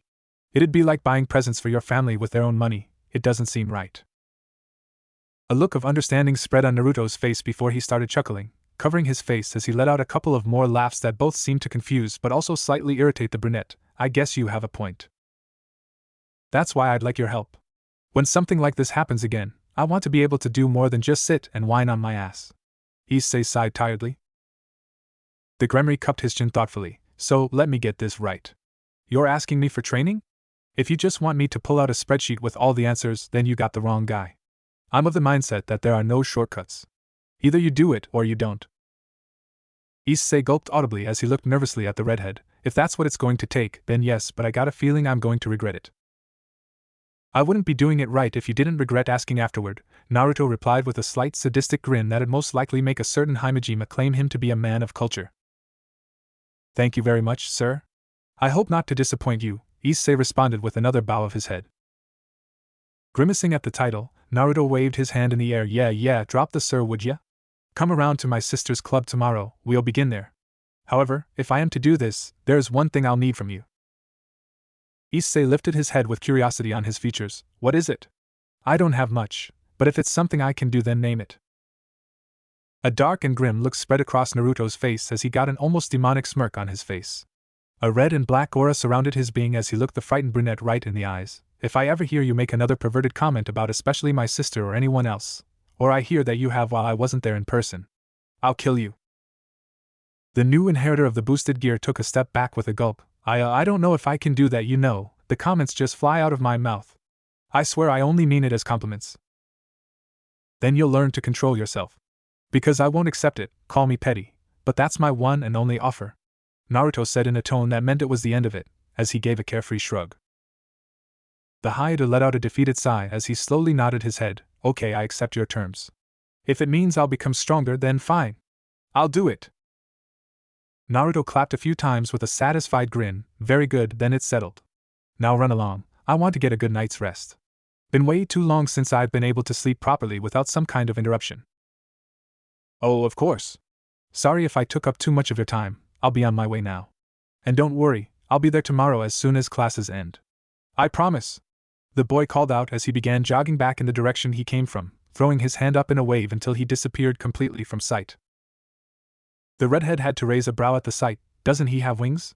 He chuckled a bit with a small shake of his head before folding out his own, jumping into the air as he flew toward the place Rias was currently living. He never stopped being surprised whenever he got into Rias' home. Compared to a certain Citri who had her home here linked with her stronghold, Rias had settled for a classic apartment. Even while he knew their parents had offered to build her a whole castle if the need should arise. Perhaps it was because she wanted to seem normal and be able to experience the Japanese culture properly. Well, he knew it was part of the reason, but he was unsure if it was the whole reason.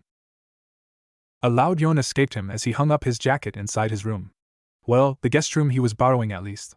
He pulled off his shirt and threw it inside the washing bin he had in the corner of the room, and soon let his pants follow. Though before he left, he grabbed some clean clothes and got ready to take what he deemed a well-deserved shower. As he opened his door, he peeked out and looked up and down the hallway, making sure the coast was clear so he wouldn't give Rias a jump scare with his partial nudity. Once he'd seen there was no one, he skipped out and closed the door behind him. When he entered the bathroom, he stretched and put down his clothes. Discarding his boxers and socks in the corner of the room, he flicked on the light and turned on the shower. Waiting for the steam to start rising above the shower curtain before he entered and let a pleased sigh escape his lips as the warm water started raining down over his bare body. He placed his palms against the wall as he leaned down his head to let the water run through his red locks. Closing his eyes as he just let his mind blank out, to the point he didn't even hear the door open and close. Not even the sound of clothes discarded seemed to catch his attention, but when the light seemed to brighten inside the shower from the curtain being pulled open, he opened his eyes with a confused look on his face until he felt a hand on the upper part of his back. He did a small jump and was about to turn his head and elbow whoever had snuck up on him in the face, but when he heard the voice of who was there, he visibly relaxed again. "Could you move over a few feet? You're filling up the entire space." Naruto raised a brow as he fought the urge to turn around. "What are you doing in here, Rias? If you wanted to take a shower first, you could have just told me." He chuckled sheepishly. The crimson-haired beauty let out a few giggles. "Is it so strange? We used to bathe together."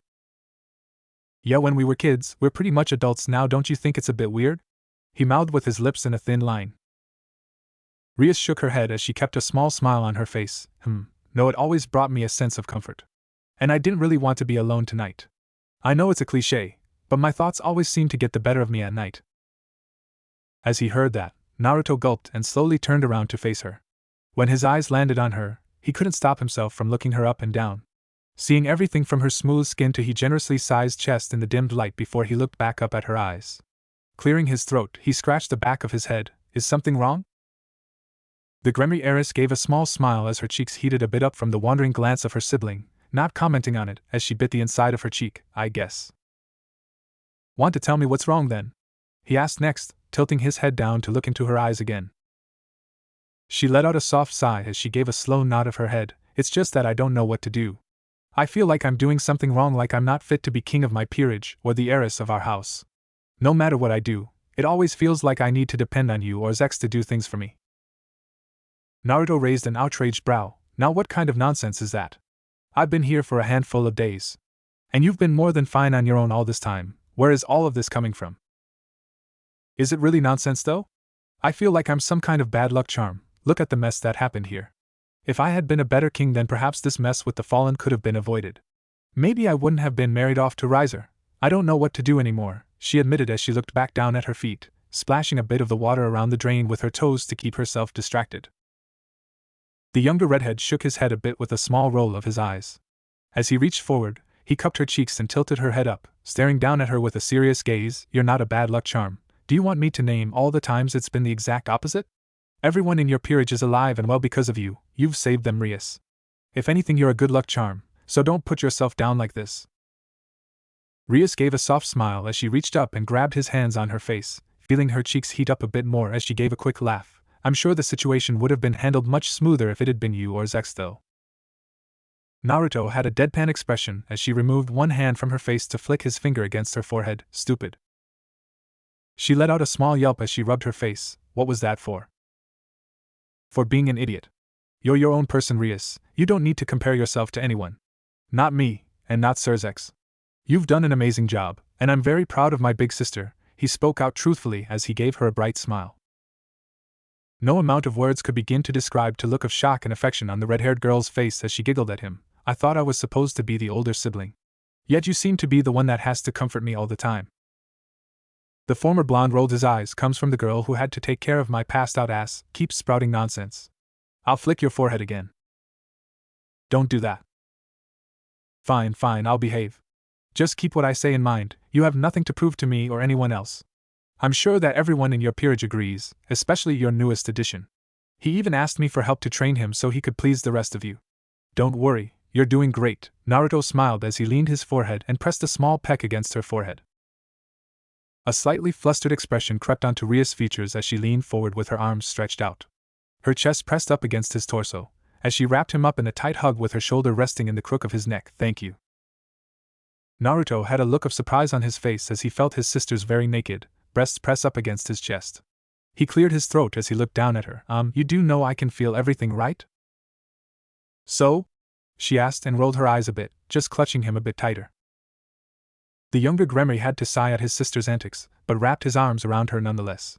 Feeling her soft body wrapped up around him, he rested his cheek down against the top of her head. While he wouldn't openly admit it, because she was his sister, it felt good. There was no doubt in his mind that Rias was a very beautiful good, and had a great body. And part of him felt like he was only letting himself feel that because he had a former life, and she had first become his sister after his death and his reincarnation.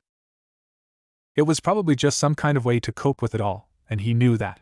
While clans in the elemental nations had practiced less than decent acts with their families to keep bloodlines pure, he did feel a small amount of guilt for enjoying this. Yet, with how happy she seemed, he found himself caring less and less by the second. And he did enjoy it himself, so why should he pretend that he didn't? They weren't saying anything, so the only person he'd be lying to would be himself. And he wasn't a fan of liars, to begin with. I really don't want to get married to Riser. Naruto hummed as he opened his eyes again. Rias shook her head a bit. You heard me. He's not the one I want to marry. He gave a slow nod in response, though at the mention of someone else she wanted to marry a mix of curiosity but also a tad bit of jealousy coursed through his veins. I did hear you, and I know that you don't want to. I just don't know why you brought it up, that's all. I'm not going to let it happen though, please believe me. I'd rather punch his face in than see you unhappy. Who do you want to marry though? I know, but I don't know if there is anything we can do. Our father seems to insist. And a girl has her secrets. She sighed, followed by a quick giggle as she drew small circles with her finger on his naked back. Naruto quickly shook his head and pulled back, placing his hands on the girl's shoulders. Just trust me on this, no matter what, you aren't getting married to Riser. No one should be able to force you to do something like that, you should be able to choose yourself. Thank you, really? It means a lot to me, just knowing that you're on my side is helping. She smiled and pulled back herself, patting him on the shoulder. Now turn around, we're wasting a lot of water. I'll wash your back. The taller redhead rolled his blue-green eyes as he turned around, doing a small jump as he felt his sister's hands begin to rub some soap up and down his back. It felt a bit cold after his body had been heated up by the water, but it was still a pleasant feeling. A bit like getting a message. Look at me, getting a massage from a pretty girl. He teased as he chuckled. Rias shook her head and took some soap and smacked him on the back of his head. It's not for free. I expect you to return the favor, I swear. You can be so good for a few minutes and then switch back to being a knucklehead a minute later. With a non-caring shrug, Naruto looked over his shoulder. Oh come on, you know you love me. Luckily for you, I do. She smirked and gave him another smack to the head. Your turn. I want to get some sleep soon, been a long day, and I feel like tomorrow is going to be even worse. How so? Naruto asked out of curiosity as he turned around, and spun his finger in front of Rias to signal for her to turn her back so he could return the favor for her. Rias hummed softly, I don't know, just school and all. Got to teach Issei how to be more productive with his contracts too, also need to go to the familiar forest with him, and Asia soon. Seems like so much to do, and so little time to do it, she said as she turned around, her body doing small jiggles with each small step. Naruto poured some soap into his hands as he got ready to watch her back, but he placed them on her shoulders. His vision started to wander south, and his gaze remained there for quite a bit. He shook his head after a bit, as he started to wash her back, rubbing his hands up and down the upper and lower part of her back, along her spine, and up her sides. He could feel his fingertips slightly grazing the side of her chest but tried to pay it no mind as he finished up. As he did so, he could hear Rias occasionally let out a pleased sigh. Such a sweet sound that encouraged him to keep giving some of the more sensitive parts of her a bit of a rub, which she leaned into. I swear the pervy sage haunts me from beyond the grave and from another universe. He sweat dropped, and let out a sigh so low that she couldn't hear it from the water. Though what he couldn't see was a small frown present on Ria's face as less than decent thoughts began to fill her mind. Their current situation reminded her that there was still one thing she wanted to do. Or rather, that she had to do before it was too late. Before it was too late, and before she'd be married to Riser if things didn't go their way in the end. Sayuri let her dark eyes wander over the layout of the Nephilim Institute as she walked down the pretty barren hallways. Swung over her shoulder was a small bag filled with what she'd call the essentials she'd potentially need. A gentle sigh left her lips as she listened to each of her footsteps, sending echoes bouncing off the walls around her. It wasn't her favorite idea to leave like this, but at the same she'd rather not face the potentially hurt expression there'd be on her father's face. After everything she'd been through and done, it was the last thing she wanted to do. She didn't find any satisfaction in hurting people like that, especially now that he'd done everything he could to raise her properly as a father should. He'd given her a home, and a future within a pretty powerful organization, and perhaps as a potential leader within the Gregory. Inners, and she just always knew that was more his dream than her own. For the last many years, the mere concept of having a new plan seemed a bit foolish to her. She felt like she'd wasted that chance when she'd been responsible for the death of someone very dear to her, and extremely close to her heart. So she always felt that it'd serve well as a punishment. At least until she found that he was alive. Just like her, he'd been shoved into this new reality. It gave her a new drive to try and make up for the countless mistakes she'd done, and all the pain she had caused him. Despite how good the Gregory had been to her, there wasn't really much doubt in her mind about where her place should be. Where her real place was. Though, as she exited through what she'd called the main entrance to the institute, her eyes widened a tad bit in surprise at the sight of her father sitting at the bottom steps of the stairs leading up to the doors. "I figured you'd be asleep by this time," she called out and walked down toward him slowly. Berkiel lifted his head with a slight smile on his face. "Well, I figured I should be awake to see my youngest daughter off." Sayuri chewed a bit on the inside of her cheek. "I didn't want you to find out like this." He let out a slight grunt. "I bet you'd prefer that I didn't find out at all." "It's not that, I just didn't want to disappoint you." "Well, I probably couldn't avoid that regardless, but it'd have been easier not to witness it," she mumbled out, and adjusted a few of her dark locks. The large man stood up from his seated place and shook his head at her. "I knew that it'd happen eventually, so don't worry. And I also know it's because of the Gremory boy." Azazel had the same suspicions. "You don't have to tell me why or how he is connected, but I hope that you've thought it through at least." "I have," she quickly responded. Berkiel gave a satisfied nod. "Then that's all I could have asked for. I'm going to assume that'll mean you'll be seeing more of your sister very soon." Sayuri stopped a bit in her tracks at that mention. It was a bit of a touchy subject between them. They often tried to avoid the subject of her mother or sister, but it seemed like tonight was going to be different. She is the queen of Naruto, Gremory's sister, so yes, I'd imagine we're forced to interact more in the near future. Well, go easy on her. I know that, well, it hasn't always been easy to get along within this family, Berkiel said with a reluctant sigh. The dark-haired girl nodded her head. "I wasn't going to torment her. However, I'm certain she'll be reluctant to interact with me. As you said, the relationships have been rather strained ever since Mother died." Berkiel nodded. "Don't blame her for it. It caused her a lot of hardship to go through." "I don't blame her, it wasn't her fault." The man gave another satisfied nod. "That's good to hear. I know your tone was different when you were younger." Sayuri let out a quick chuckle. "I was a kid back then. And I know better now than to try and force accusations on her. Family is as important as it is difficult. I'd reckon no healthy family would be problem-free contrary to popular belief." "Would you let me know how she is doing?" "Not all the time, just once in a while. Despite our current relationship, I'm still her father." She nodded. "Of course." A breath of relief escaped the large man's lips as he folded his arms behind his back. "Azazel has agreed to let you go from the Gregory. However, we need you to do one more thing first." "What's that?" Sayuri asked curiously. Berkiel grunted. "You managed to convince Azazel. Your little idea of how things should play out in regard to the issue that happened within Ko. He event went ahead and met with the boy despite how we talked about you being the messenger. He hasn't given us a response yet, but if that's where you're going, we'd like to know his answer to the proposal." To say that she was surprised would be an understatement, but she gave a reluctant nod of her head. "Sure, is Rainier up to date?" "Sure am." The dark-haired girl raised a brow as she turned around, letting her eyes land on the form of the skimpy-clad woman leaning against one of the support beams. Her arms crossed under her large chest as she stood with a tired expression on her face. Sayuri gave her a blank stare as she mimicked the action of crossing her arms. "And you've accepted it?" The woman let out a sigh. "Not like I have much of a choice. And if Azazel thinks it's a good idea, I guess it is what it is. Is the damn devil boy really that special?" "If special means being able to vaporize you in a second, then yes," Sayuri replied dryly. Rainier rolled her eyes. "Is it true that he can make me stronger?" The younger girl shrugged her shoulders. "If the peerage systems work the way that we think, then yes. Your strengths and attributes would be boosted in tune with how strong he is. I guess it isn't too bad then, she sighed, but refused to look the younger girl in the eyes. Barricule grunted at the exchange. He still has to accept the offer first. And I expect that you'll behave as a former member of the Gregory. This is the wish of both Azazel and the rest of us, so you better not dirty our name. The woman audibly gulped with a slow nod. I'll do my best, sir. Good. Barricule responded before turning his attention back to his daughter. While I know you'll be part of a different faction, I hope and expect that you'll keep her in line. She doesn't respect the Gremory heir yet, but she respects you. Sayuri nodded without having to think twice about it. I'll keep her in line. She knows what happens if she decides to play games around me.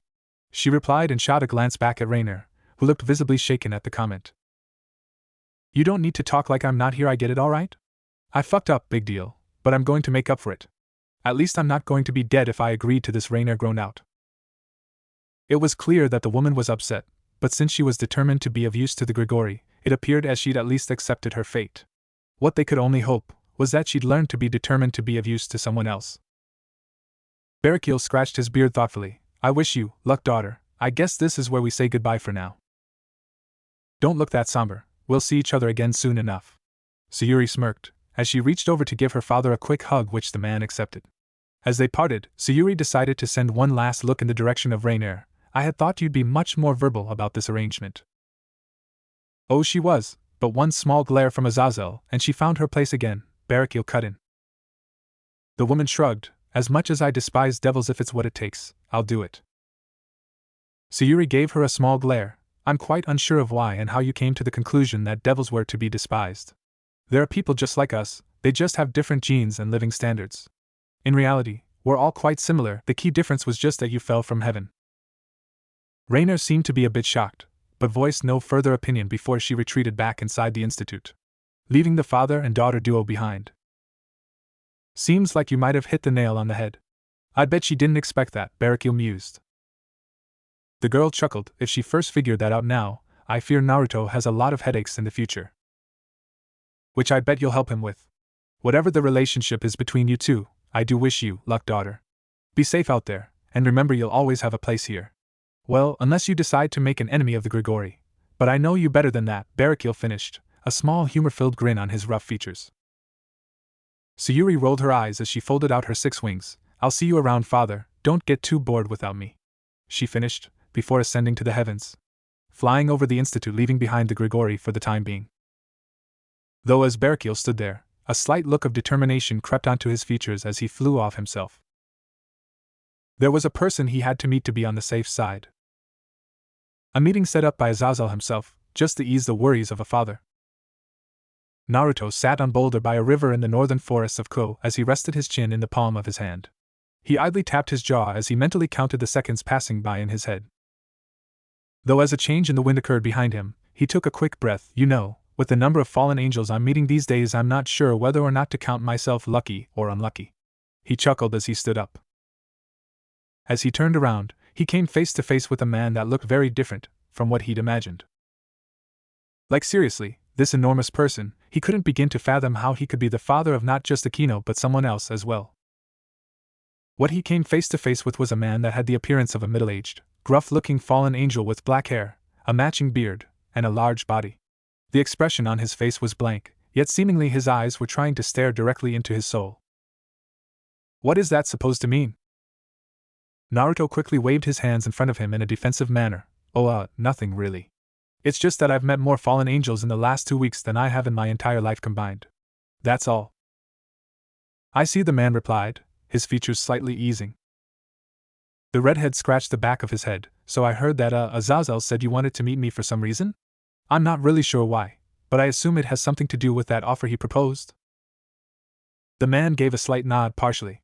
My name is Barricule. As you may or may not know already, my daughters are Akino Himejima and Sayuri Himejima. You've met both before. Naruto nodded in return. Yeah, that's right. I wanted to see what kind of person you were with my own eyes.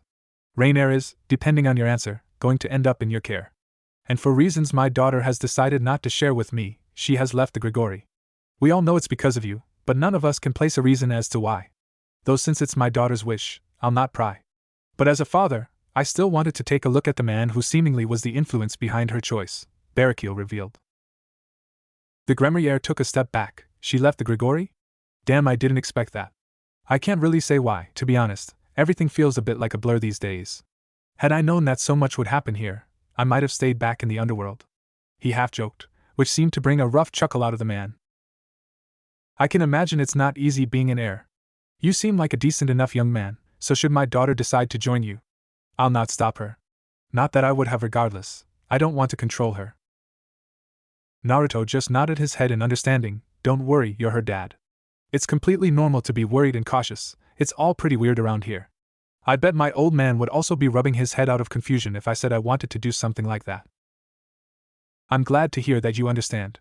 May I ask whether or not you've thought more about the offer proposed by our Governor General? Barakiel asked next. The redhead shook his head. Not really, no, there is a lot going on at the moment. I got a lot on my mind, but I promise I'll have an answer soon enough. It's just a hard pill to swallow. I feel like I'm the one determining whether or not someone has to die. The 10-winged man shook his head. Not really.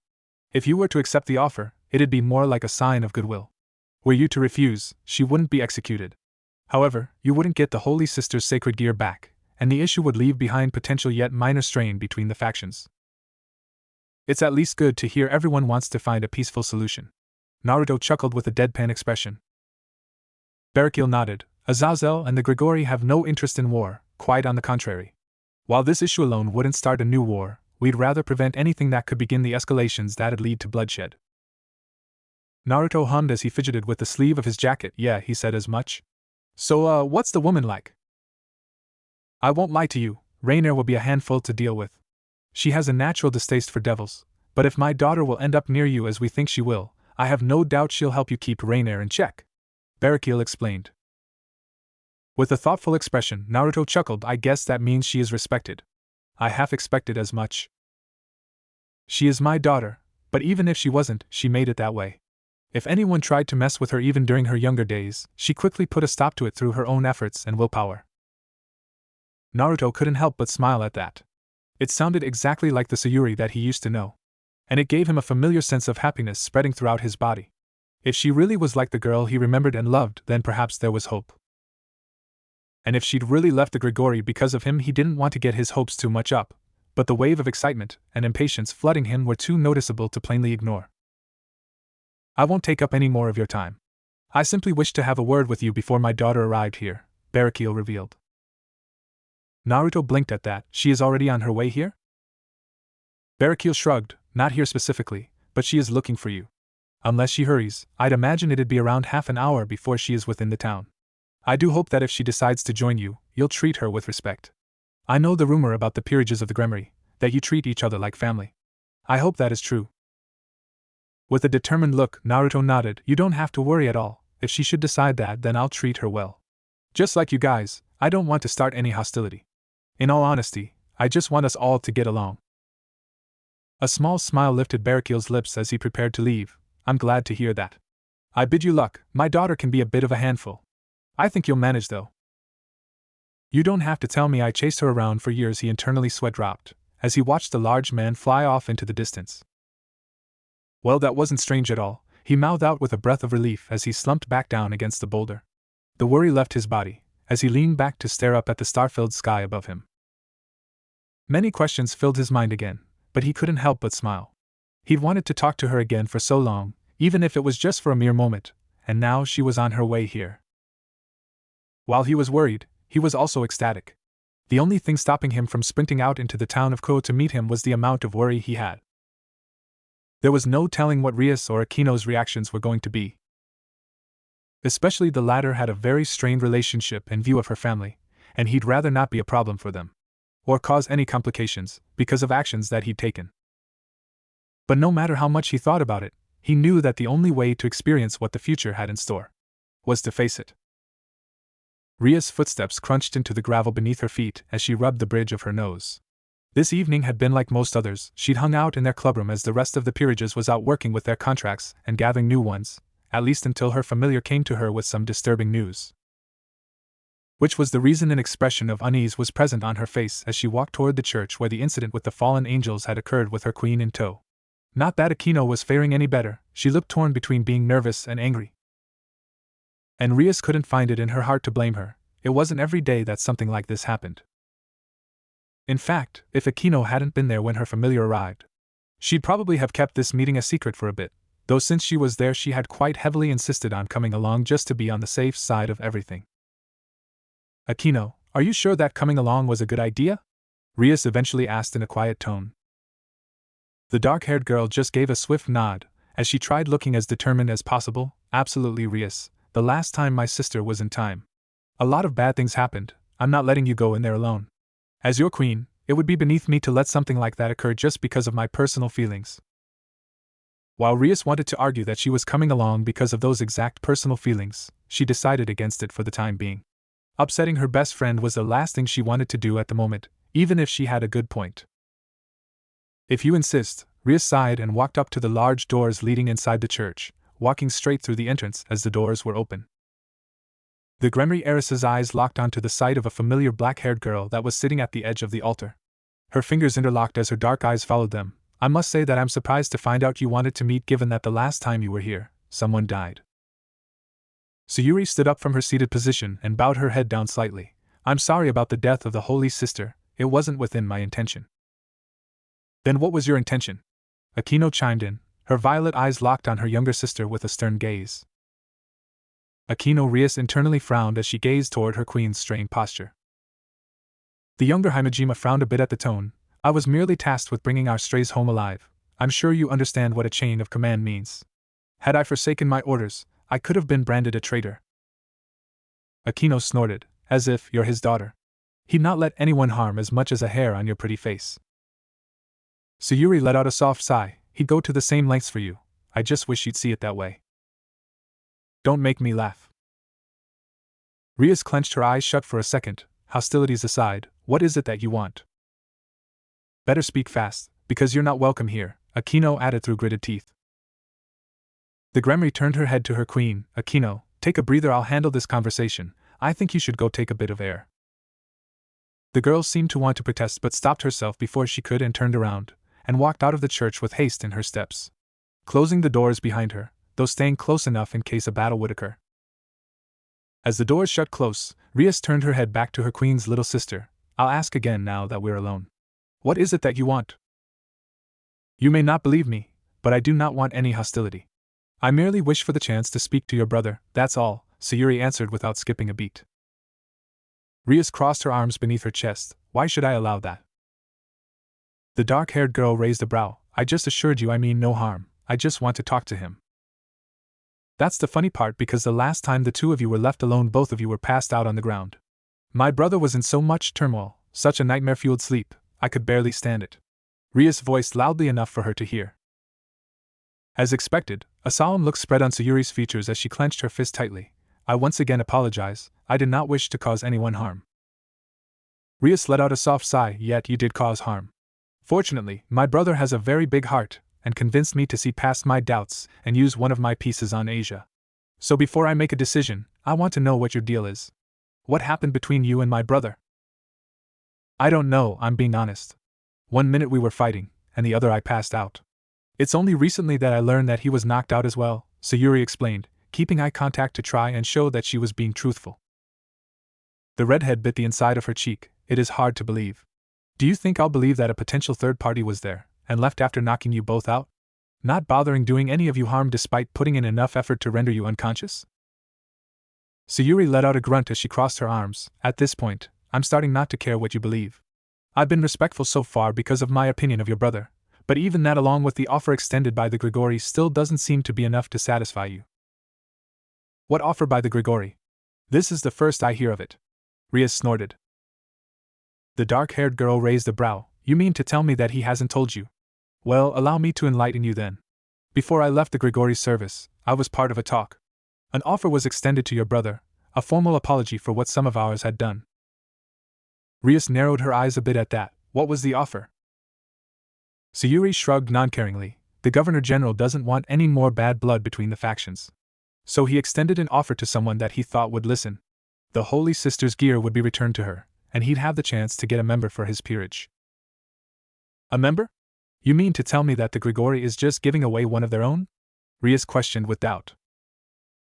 Sayuri sighed. It's either that or death. You know very well what the price is for extracting a sacred gear.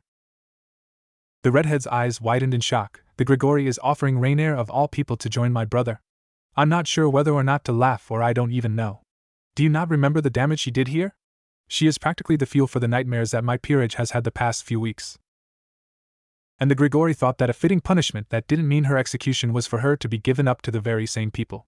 It's an ancient deal, it's called slavery. Though the only reason the deal was brought up in the first place is that even the Gregory has heard of how the Gremory treats their peerages like family. Sayuri argued with a soft sigh. Rias bit the corner of her lip as she awkwardly tapped her foot against the church's floor. Why wouldn't Naruto tell me of this? Sayuri shrugged. Because it's a big decision? I wouldn't blame him if I were you. He got to choose whether or not to sentence someone to their death. And if he doesn't, he'll be known as the guy that let the girl that caused this incident live among you. Either way, he loses. Some apology from the Gregory. Rias snorted as she clenched her fists, not liking the idea one bit. If someone forced her brother to do something like that, she'd want their head on a spike. The dark-haired girl gave the Gremory a look. No amount of money or anything similar would have been able to serve as a good apology. Not only is Azazel giving the girl back what was rightfully hers, but he's also giving up the person that was responsible. It isn't the Gregory's fault that the removal of a sacred gear means certain death. I guess we owe that to the big guy. You mean God? Sayuri shrugged again. Isn't he the one that created this twisted system? You get a supposed gift, something that people will hunt you for. People want to steal it, and if they succeed you die. I'd rather call that a curse. And here I thought I wouldn't agree with you on anything. I'm surprised. A slight smirk seemed to lift Sayuri's lips as she blinked slowly. So what will it be? Can you show me the way to your brother? I'm supposed to be the messenger, so when he has an answer, I'll pass it along to the Gregory. Rias let out a grunt as she shrugged at the other girl. I would love to help, but my brother is as unpredictable as the wind. I don't keep track of where he is going. Sayuri's lips curled upward again. More and more seemed to indicate this was indeed her Naruto. There wasn't much that indicated anything else really, but everything seemed too good to be true at the moment. Some would ask if she was crazy, leaving her home behind to chase someone who perhaps wasn't even the person she thought he was. She didn't care though. The chance of it being him was enough for her, so she wouldn't let anyone try and convince her otherwise. Until he'd looked her in the eye and claimed he had no clue who she was, she'd continued to believe that the red-haired man was indeed her knucklehead. I see. Will you allow me to go look for him myself then? Sayuri asked. Rias looked her over. Given that you've shown no signs of wanting to aggravate me or the House of Gremory, I'm tempted to say yes. However, the fact that the last time fallen angels came around here there was so much trouble, I don't know. Why should I? Sayuri returned the glance yet didn't seem to be the least bothered. You don't have many reasons to let me, but plenty of reasons as to why you should say no. I won't blame you for your answer, but I'll find him. With or without permission, I'd just rather that I do it the proper way. And you think I'd let you? You're in Gremory territory. If the Gregory already extended this apology, I'm not sure it'd be a clever decision. The fallen angel chuckled a bit. As I said before, I'm no longer part of the Gregory, so my actions are those of my own. We both know I'm the strongest of the two of us, and with that, I mean no disrespect. I want to talk to your brother. I'd prefer not to insult his sister to do so. The crimson-haired girl let out a brief breath. You have until tomorrow morning. Discuss your business with him, and leave. And trust me, if you're still here, it won't be me that you have to worry about. Rias finished and turned around as she began to leave. Her footsteps echoed throughout the church until the large doors creaked open, leaving the dark-haired girl behind. Sayuri gave a slight smile. She knew this was merely theatrics. As the heiress to a house of the 72 pillars, showing weakness would potentially be a bad thing. She was right to do so, and for that she wouldn't blame her. However, she doubted that her trip here would be done by tomorrow. If anything, it had just begun. The Himejima began to leave as well after she figured enough minutes had passed. She'd rather not walk outside just to be forced to endure another conversation with the Gremory and her sister. Not that she didn't love her sister, because she did. However, there was too much bad blood between them at the moment. Something she hoped she could fix in the future, but at the moment it didn't seem likely. As he walked out of the church and closed the door behind her, she began walking down through the woods, preparing to fly off as soon as she was far enough away, but she couldn't dismiss the feeling of someone following her. You might as well come out now, she called out as she stopped walking and turned around. The moonlight that was lighting up the path she was standing on soon revealed someone else as well. The dim light of the moon reflected off her dark locks, as a pair of violet eyes stared into her own black ones. Sayuri felt a bit of unease creep up inside of her, as she grasped the sleeve of her shirt. I didn't think you'd want to talk to me, Akino. The dark-haired girl kept staring at her for a while, before she finally responded, either did I. The younger sister stared at Akino as she thought about what to say. Despite having lived a past life, there was no doubt in her mind that she truly did love her new sibling. Regardless of past or present, there was no arguing against the fact that they had the same blood flowing through their veins. I'm sorry, she eventually mouthed out. Akino looked down to the side. Why? A bit surprised about actually getting an answer, Sayuri responded, You're in pain. I never meant to haunt you. Why would you be haunting me? I'm free now. Sayuri sighed. So you mean to tell me that the reason you said I'm not welcome isn't because of who I am? A quick chuckle escaped Akino's lips. If I said yes, it'd be a lie. Do you hate me? Sayuri asked hesitantly. It wasn't a question out of spite, merely out of curiosity. She'd once hated her older brother passionately, and now the roles had been reversed. In this life, it seemed like it was her turn to be hated. The only difference was that she didn't have a brother this time, only a sister that had been wrong. She didn't blame Akino if she did hate her, she more than anyone understood what hatred could do to a person. And what kind of things it could make you do, just to make those clouded thoughts disappear from your head. Akino looked shocked at the question. Despite common belief, it wasn't a thought she'd had before. Sure, there were certain thoughts about her father and her opinion of him, but hating her sister? She hadn't thought of it like that before. She bit the inside of her cheek as she gathered her hands in front of her. No, I don't hate you. If she wasn't surprised before, Sayuri was quite flabbergasted now. You don't? I thought all along that you despised the very sight of me. You wouldn't be wrong. I won't deny that seeing your face makes me angry, Akino started, gazing over at the slightly crestfallen expression of her younger sister before finishing, but I won't deny either that seeing it also brings me joy. Sayuri looked into her sister's eyes at that. I don't understand. A small shrug lifted Akino's shoulders. Ria's brother once told me something.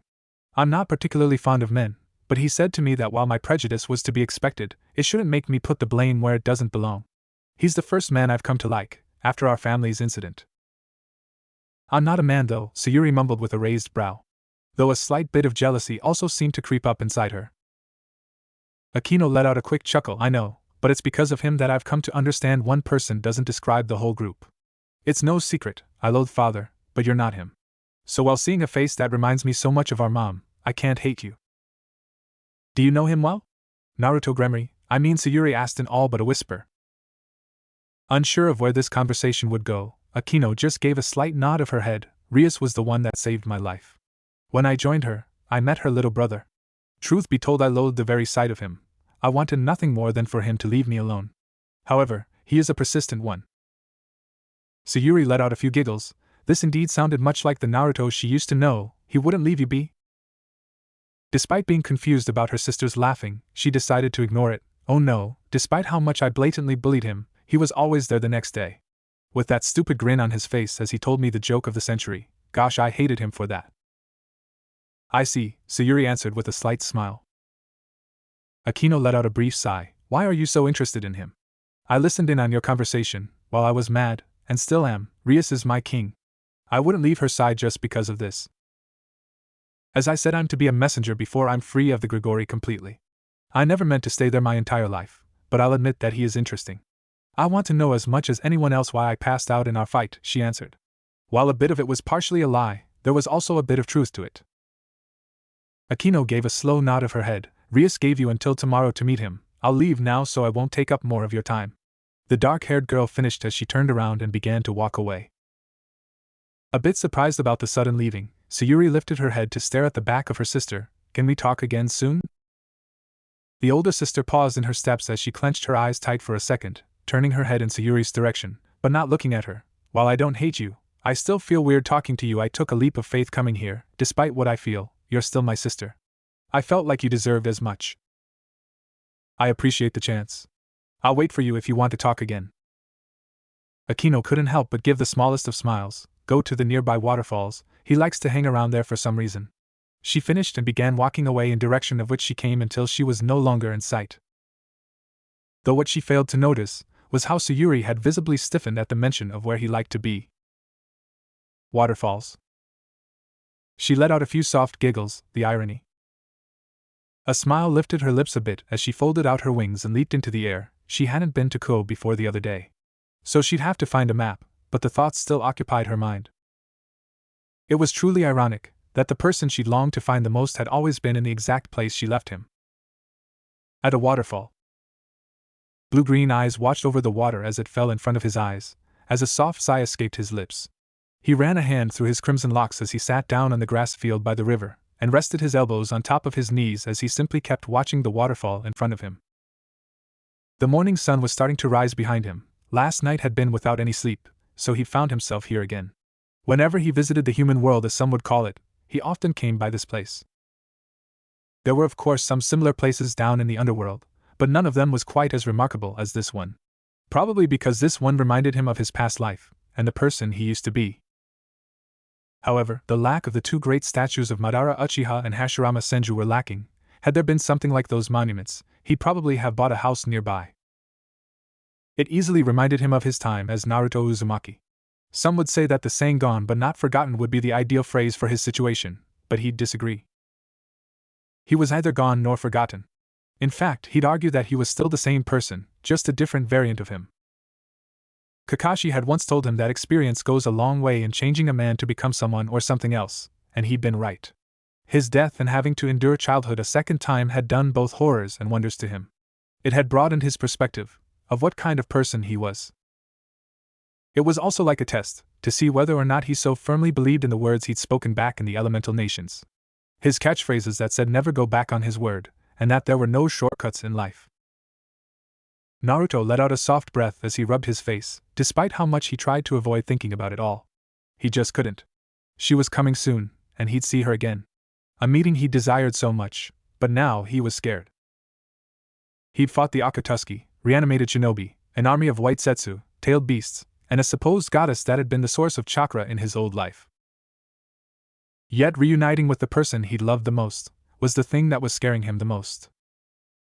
It made him laugh. One could say he was feeling a bit pathetic. Perhaps he was. Though, oddly enough, it all seemed to vanish the moment he heard some water splash behind him. Throughout all the years he'd come here on occasion, not once had there been anyone besides him. Which left only one person in mind. The crimson-haired devil stood up with his back still facing the way he'd heard the gravel crunch beneath a pair of feet, his eyes still pointed toward the waterfall, but not focusing on it at all. Naruto? As the sound of her voice met his ears, he could feel his breath hitch in the back of his throat. You know, despite how many times I've been called that. There is only one person that knows where it's truly from after today. It might be two people that know. When the words left his lips, he turned around, and as his body moved, his eyes slowly landed on the same woman he'd fought during the Fallen Angels incident. A person he very much wished to believe was from the exact same place that he was. Her expression wasn't something he'd expect of his former teammate. It was only on rare occasions that she seemed to be overflowing with both happiness but also sadness. I want you to say my name. Sayuri? He asked with a raised brow. The woman shook her head and took a step down the road she was standing on, the water of the river separating them for the time being. My real name. If you are who I think you are, then you know what I mean by that. Naruto couldn't help but chuckle a bit as his lips lifted upward into a smile. Any doubt in his mind had been washed away by her request. As he folded his arms in front of him, I think I can do you one better. And what would that be? She questioned uneasily. The redhead continued to smile as he began to speak. Your name was Sayuri Uchiha, the little sister of Itachi, one of the finest shinobi I had the honor of meeting.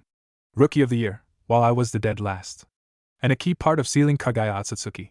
And also the person I had the pleasure of chasing all around the world once. And with each word leaving his mouth, he'd take another step down the road and toward her. As he got down as far as he could, the tip of his boots just touching the gravel, he chuckled a bit. And also the person I had the pleasure of chasing all over the elemental nations, but I could have gone without the hole in my shoulder. He teased. It really is you, Sayuri whispered out, her body suddenly frozen solid in place. She didn't understand it. All she'd ever wanted for the past 17 years was just on the other side of the road. Naruto also noticed her strange behavior, so he frowned a bit before he forced a few words through his lips. Are you scared? A soft snort left her as she idly touched her arm. Why would I be scared? Because I sure as hell am, he admitted through a sheepish chuckle as he scratched the back of his head. Sayuri had to smile a bit at that. She could easily see the sheepish blonde she'd come to know in the reflection of who he was now. Even if his appearance was different, he was still the same dope. Her entire body still felt tense. As if she was reliving all the things she'd done to harm him in the past, she could only shakily grasp at her own sleeve, forcing her eyes away from his. But when her gaze lowered, her heartbeat began to quicken once she saw him lift up his arm, extending a hand in her direction. As if she moved on autopilot, her eyes lifted to meet his again, but they were met with no hostility. Only the same kindness she'd always known, well, aside from the few things from when they were competing as genin, but even then it had never been out of cruelty. She'd lift her hand in a shaky manner, and accept the one extended to her. With a sudden rush of warmth spreading through her, her eyes, which she couldn't get away fast enough before, were practically glued to his, as if waiting for the secret or trick the infamous prankster was about to pull. But it never came. Not so bad, right? He asked after a bit, which in turn made her throw out a quick chuckle. As if that was the cue she'd been waiting for, she reached up and wrapped her arms around him as tightly as she could, staring into his shoulder as she could feel the warmth of his body, keeping her eyes open to make sure that if she blinked, he wouldn't just disappear from her again. It felt a bit silly, but it was a fear she'd acquired. Way too often had she woken up in the middle of the night, dreaming of something that turned out to be just that. A dream. Naruto himself was shocked by the action for a minute, but in the end, he couldn't find it in him to fight the temptation to return the embrace. So he did and brought her in as close as he could. It's good to see you. She nodded slowly against him as her fingers clawed into the fabric of his jacket. I'm sorry. The redhead raised his brow as he gave her a confused look. For what? If you mean our little fight a few weeks ago, then you don't have to apologize. I wasn't hurt. If anything, it was just an involuntary nap. Sayuri shook her head and placed a hand on the left side of his chest, her breathing getting clamber as she felt his heartbeat. No, that's not what I meant. I'm sorry for everything. Us being here, it's all my fault. Come on now, don't look at it like that. It takes two to fight as we did, he reassured and gently rubbed her back, and looked down at her as she tilted her head back, their eye contact regained, though he immediately knew something was off. Not once in his life had he ever seen her cry. Well, if you didn't count their final moments together, at least. So as a few tears started to roll down her cheeks, she rapidly shook her head again. You don't get it. You tried to save me and bring me home, and what I did in return was to take your life. I killed you. She mumbled between a few soft sobs. If you killed me, then I killed you too. We're both here now, aren't we? He argued back and wiped a few tears away from her cheeks. She remained silent, though her body would occasionally do a small twitch as she tried to keep herself calm. Her thoughts were racing inside her head. Everything that she'd ever done felt like it was all coming back to her now. I know I did terrible things and hurt you. I don't want you to hate me, please don't. Naruto's eyes widened slowly as the meaning of her words settled in his head. I don't. How could you not? I tried to kill you several times, and succeeded. I doomed our world, I hurt our friends, I betrayed you and everyone else. She suddenly shouted at his face, the frustration clearly evident on her face. Though what he did next shocked her. She felt his hand cup her cheek and lift her head, but before she could protest or question his actions, she felt her heart skip a beat in her chest as his face inched closer, and his lips softly pressed against her own. A pleasant warmth spread throughout her as she felt him kiss her, a sensation she'd wished to experience throughout so many years, both in this life and in her former. Gently she grabbed onto his jacket to keep him there in place and returned the kiss. Her eyes fluttered closed to focus on this moment, closing off all her senses to their surroundings that all of a sudden seemed like the least important things in the world. Instead, she settled for focusing on the lone thing that truly mattered to her. He wasn't 100% sure what had come over him at this moment, but it was safe to say that he didn't regret a thing. Not one bit. This was something he'd wanted for the majority of his former life, so to experience it now allowed him to feel the most satisfying feeling he'd only ever dreamt of experiencing back in his days of being a shinobi. Her lips were full and pillowy as he kissed her. He could tell she was startled, but soon enough she had returned the gesture. It only made him tighten his grasp on her, which she seemed to lean into almost instantly. If he tried to tell this would be an actuality to his old self back in his genin days, there was no doubt in his mind that he wouldn't believe it one bit, but at last, it had finally happened.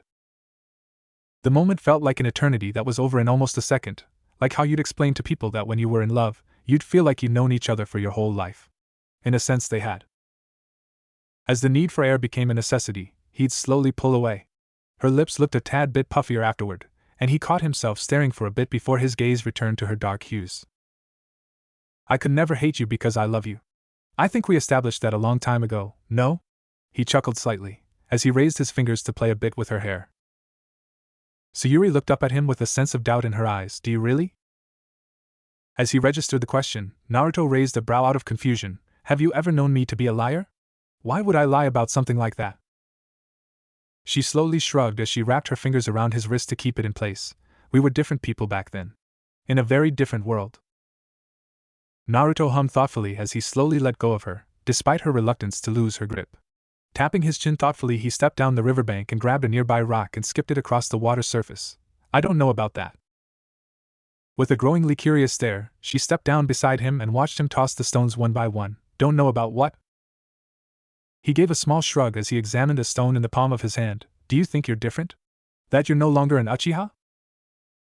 Well, I don't have a Sharingan anymore, so that'd be a dead giveaway, she retorted with a slight smirk. Naruto had to roll his eyes a bit, but couldn't help but smile back at her familiar quirky attitude. Sharingan or not, an Uchiha is an Uchiha. It's the same for me, Uzumaki chakra or not, I'm still the same me. Well, on the inside I guess I'm sure my current genes would beg to differ from my former statement. She gave him a quiet stare, before eventually just nodding her head. I guess there's some truth to that. It's what I believe at least. As long as I can remember my surname was once Uzumaki, then that's part of who I am. Always will be. He chuckled and picked up a stick from the ground, drawing a couple of lines from his memory of the map of the elemental nations. And the world? Well, there's just more in it now.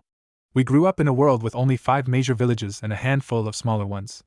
It was all on one continent, and a couple of islands around it. Here? More than I'd be happy to count if we were to include all the places from the different factions and pantheons. Sayuri stared at his hand as he drew a map on the ground. Per her own memory, it wasn't very accurate, and he had surely mixed a few nations around, but it made her smile nonetheless. I've missed this about you. My artistic skills? He asked with a raised brow. With a quick snort, she shook her head. The way you think. I used to think it was annoying when we first got put on Team 7, but I started to feel different after our mission to Wave. As much as you got on my nerves, it pushed me to do better. He chuckled a bit. I think we pushed each other a lot. Getting a slightly more somber look on his face as he spoke the next sentence. I miss you too. I never thought I'd see you again. He finished as he scratched the back of his head. But you did, she replied as a smile began to lift her lips. Naruto looked a bit surprised as he scratched the back of his head. It wasn't often he'd seen her truly smile back in the day, but as always, it was a beautiful and welcome sight. I guess I did. She chuckled a bit at his behavior before the question that had been burning in the back of her mind finally escaped her lips. So what happens now? Truth be told, he'd wondered that himself. There were a lot of things he wanted to do, and back in the day, he'd probably have jumped at any excuse to keep her as close as possible. What do you want to happen now? I left the Gregory. I don't want to beat around the bush anymore. I feel like I've run away from you most of my life.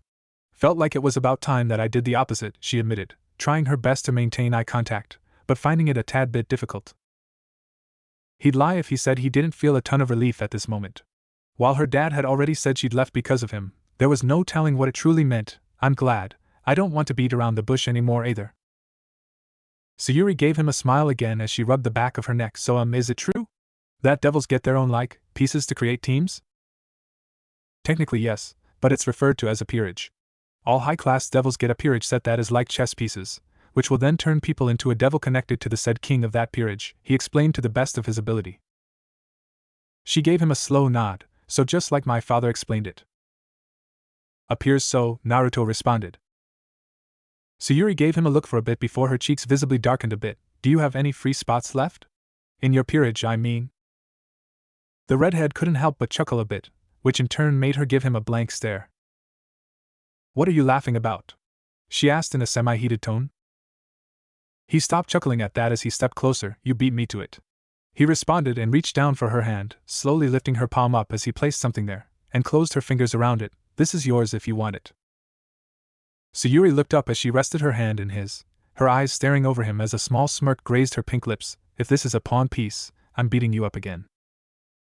Again? He questioned with a raised brow. She nodded. Don't act like I didn't beat you back in the valley when we were genin. Naruto hummed a bit as he chuckled. Technically we were genin both times we fought in the valley. Sayuri rolled her eyes as she slowly unfolded her hands to catch a glimpse of what she assumed was a peerage piece. However, as soon as she did, she could feel her heart skip a beat and a sense of uncertainty wash over her as she gazed down at the red queen piece that was in her palm. In a matter of seconds afterward, she snapped her head up to him, watching his expression that seemed as chill as ice. What is this? A peerage piece, he answered swiftly. Duh. She said in an exasperated tone, but are you sure? This is the queen, right? Naruto gave a slow nod of his head. Yeah, I mean, don't you want it? She waved her free hand in the air in front of him dismissively before she took a deep breath. I do. It's just that after everything I've done, would you really trust me with this responsibility? Isn't the job of a queen to be the right hand of the king? The former blonde let out a slow breath as he curled her fingers up around the queen piece again. I can't think of anyone that deserves it more than you. Sure, we've had our less than fortunate moments, but you're also the person I can in all honesty say I trust the most to have it. Plus, you know me better than anyone else ever could. Well, I do suppose it's hard to beat the fact that I know you used to be a knucklehead blonde with no sense for fashion whatsoever, she teased with a glint in her eyes. Haha, very funny. Naruto sighed with a roll of his eyes. She continued to smirk at him as she fidgeted the evil piece around in her hand. So how does it work? Do you need some kind of ritual for it? Gremory scratched the back of his head. From what I hear, it can be pretty taxing since it turns you into one of us. So I'd imagine we should first go somewhere you can rest. I know my sister said something along the lines of people occasionally passing out after receiving an evil piece. Oh, guess I'll have to check into a hotel then, she sighed and rubbed her temples. Naruto tilted his head in thought. How come? Sayuri raised a brow at him. Given that I've left the Gregory, I figured I could just stay at a hotel or something until I figured out some new living arrangements. Oh, I see. Naruto hummed as he tapped his chin. Well, I've been staying at my sister's place for a while now. I suppose it's about time that I found my own place, given that I may stick around here for a bit. I don't really feel like going back to the underworld anytime soon. Why not? Sayuri asked curiously. Naruto sighed loudly and scratched the back of his head. Let's just say that my father is a fool, and I'd rather not destroy our home by trying to kick his ass. She shook her head a bit at his antics. Seems like some things don't change. Anyhow, you coming? Sayuri tilted her head. Coming where? The redhead gave her a look. To find an apartment or a house, I don't know, something to live in. I don't particularly care what, just as long as it isn't a box under a bridge somewhere. You want us to live together? Aren't we skipping some steps? She teased as she walked up to his side and began to walk with him, the gravel crunching beneath their feet as they made their way back into town without flying. Just taking their time, enjoying each other's company. Naruto shrugged. As far as I understand, kings and queens usually live together. If you're thinking of getting us a castle, I'm picking a box under a bridge instead, she said with a deadpan expression. Of course not. Though we might have to consider something spacey if we decide to have our future peerage live with us. He noted out loud. Sayuri looked up at him from the corner of her eyes as they passed under the crowns of some trees, shielding them from the sun and casting shadows around them. That's true. Do we have the money for that? Oh, trust me, money isn't an issue. He chuckled with a grin. She had to shake her head at him again, as her lips crawled upward into a small smile. Slowly she'd reach over to grasp his hand and intertwine their fingers, enjoying the warmth he emitted, as she mentally noted that while he might look different, he was still the same. As he had stated, money hadn't been an issue. So for the majority of the day, they'd just walked sound and talked with various real estate agents, trying to find some kind of house they liked. There were a lot of hits and misses, though there was one that they settled for in the end which they both liked. While the house itself was nice, they'd also picked it because of how close it was located to Ko Academy. So whenever he had to go there to talk with his sister, it wouldn't be that long for a trip. Plus, Sayuri wanted to reconnect with her sister eventually as well. So living somewhere nearby would most definitely help in that regard. The house they'd agreed upon was a 2-story building, with a nice master bedroom and more than a handful of spare ones. 2 large bathrooms, a large joint kitchen, and living room. Aside from that, they had what appeared to be a meeting room. Coincidentally, there was a long table with a total of 16 chairs around it. It had made him chuckle a bit, to which Sayuri had to elbow him in the side so the real estate agent wouldn't think he was a weirdo. He chuckled a bit at the thought as he walked around the table and trailed his fingers along the wooden surface. As he got toward the end of the table, and the largest chair, he pulled it out from under the table and took a seat, and let a soft breath escape his lips as he leaned back. The equivalent of chairs was the same as the number of peerage pieces you were given. So if he needed to make some grand announcement once he had assembled a full peerage, well, he'd have both space and seats enough for everyone. As he leaned back, he gazed out the window behind him, and at the setting sun. He'd have to go over to Ria's place before too long to gather his belongings, and also inform her that he had gotten his own space. It'd probably make her a bit sad at first, since they'd always been close and sticking together. He just didn't think it'd end well if he tried to have Sayuri stay there with the both of them, especially without a proper explanation of what had happened. It'd be a recipe for disaster. As he was sitting there in his own thoughts, he was brought back to the present by the sound of the door creaking open. "So this is where you were hiding," he heard Sayuri comment as she entered the room and walked up to him. He smiled a bit as he patted the seat to his right, and watched her take a seat with an amused look, not hiding, just thinking. "So are you ready to get the queen piece?" "Well, as soon as I pick out a bedroom, sure." She nodded with a casual shrug. "We could always stay together, I mean, the master bedroom is big enough for two," he suggested and scratched his cheek. Her eyes widened a tad bit before she giggled at his behavior. "Well, alright then, though I want the right side of the bed." "No way, that's the best side," he argued. She shrugged. "Exactly, and it's mine." Naruto let out a sigh as he rested his elbow on the table and his chin in the palm of his hand. "Fine, you can have the right side." "Glad to see that we agree," she continued to tease as she leaned back in her seat. As he watched her, soon his lips would fall into a small frown as some thoughts came to mind. "Something wrong?" He blinked slowly before he scratched his scalp. "Kinda, I guess." "Well, it depends on you." "Me?" she asked curiously. Naruto bit the inside of his cheek as he tapped his fingers against the table. "Do you remember I said that I didn't want to go home because I can't stand my dad?" "You called him a fool if I recall it correctly." He nodded at that. "Thing is, he essentially married my sister off to a guy from another house. Someone she pretty much despises. As you probably know, a number of devils have been pummeling down because of wars and crap. So it's all based on politics, but I still hate it. Not sure what that has to do with me, but yeah, he doesn't sound pleasant," she grunted, trying not to voice out too openly what she really thought.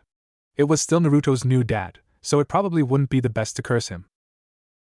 Naruto chuckled a bit. "The evil pieces were created so we could regain our numbers. However, my dad wanted to improve the relationship with another house, and thus arranged for Rias to marry this riser guy. No matter what we've done, we've been unable to break it off. I haven't given up though, but she isn't the only one with some kind of arrangement." The young woman's eyes widened slightly at that as she gritted her teeth behind her lips. "So you are engaged?" "What? No. I probably worded that wrong. Well, I might as well have been. Since the number of devils in our house is lower than ever, he gave me a choice to make." He started and fidgeted uneasily in place. "What choice?" Sayuri asked as she reached over to grasp onto his hand for some support. He smiled at her as he wrapped his fingers around her hand. "You probably won't like it. I had the choice between an arranged marriage contract with someone from another pillar. That, or since I'm a male devil, produce heirs with more than one woman that'll all take the last name Gremory." There was a long moment of silence, and Naruto could feel the sweat drip down his nose as he looked down at the table, not being able to look her in the eye. It was probably something he should have led with when they met, and before he kissed her, but since he'd been too caught up in the moment of meeting the love of his life, it had all disappeared from his mind as soon as he saw her. "So you're to have concubines, correct?" As he heard her question, he turned his head to her and gave a slow yet unsure nod of his head. "In a sense, I suppose. I figured that, since a lot of male devils have taken mistresses to replenish our numbers, I'd at least have the chance to be with some women that I could come to like. Felt like a more safe gamble than to put all money on 50-50. 50-50? She asked slowly. Naruto turned his head to her and nodded. "Yeah, there is no telling whether or not I'd have been able to get along with a fiancé through an arranged marriage. Especially if it had been forced upon her, like Rias." "I see," Sayuri mumbled as her eyes were slightly shadowed by her dark locks. The Gremory let out a soft breath as he looked over at her and squeezed her hand. "I'm sorry. I should have said it sooner. If you want to reconsider taking the queen piece now, I understand." "Would I be just another concubine to you?" she slowly asked. As his mind registered the question, his eyes widened quickly and he rapidly shook his head. What? Of course not. I've said it before and I'll say it again, I love you. If I had to pick any woman to marry, it'd be you. Her body did a small twitch at that as she lifted her head. Her dark hues were wide open as she stared at him before she burst into a fit of giggles. Did you just indirectly propose to me? The surprise was evident on his face as he looked toward the other end of the room. I suppose I did, so what? We already cheated the whole till death do us part crap, he said with a small huff. Sayuri smiled a bit at him as she stroked the back of his hand with her thumb. I can't say I like it, but I get that it is politics and part of your family's decision. Just please promise me one thing. What's up? He asked with a slow tilt of his head. She let out a slow breath as she bit the inside of her cheek. At least pick some good girls.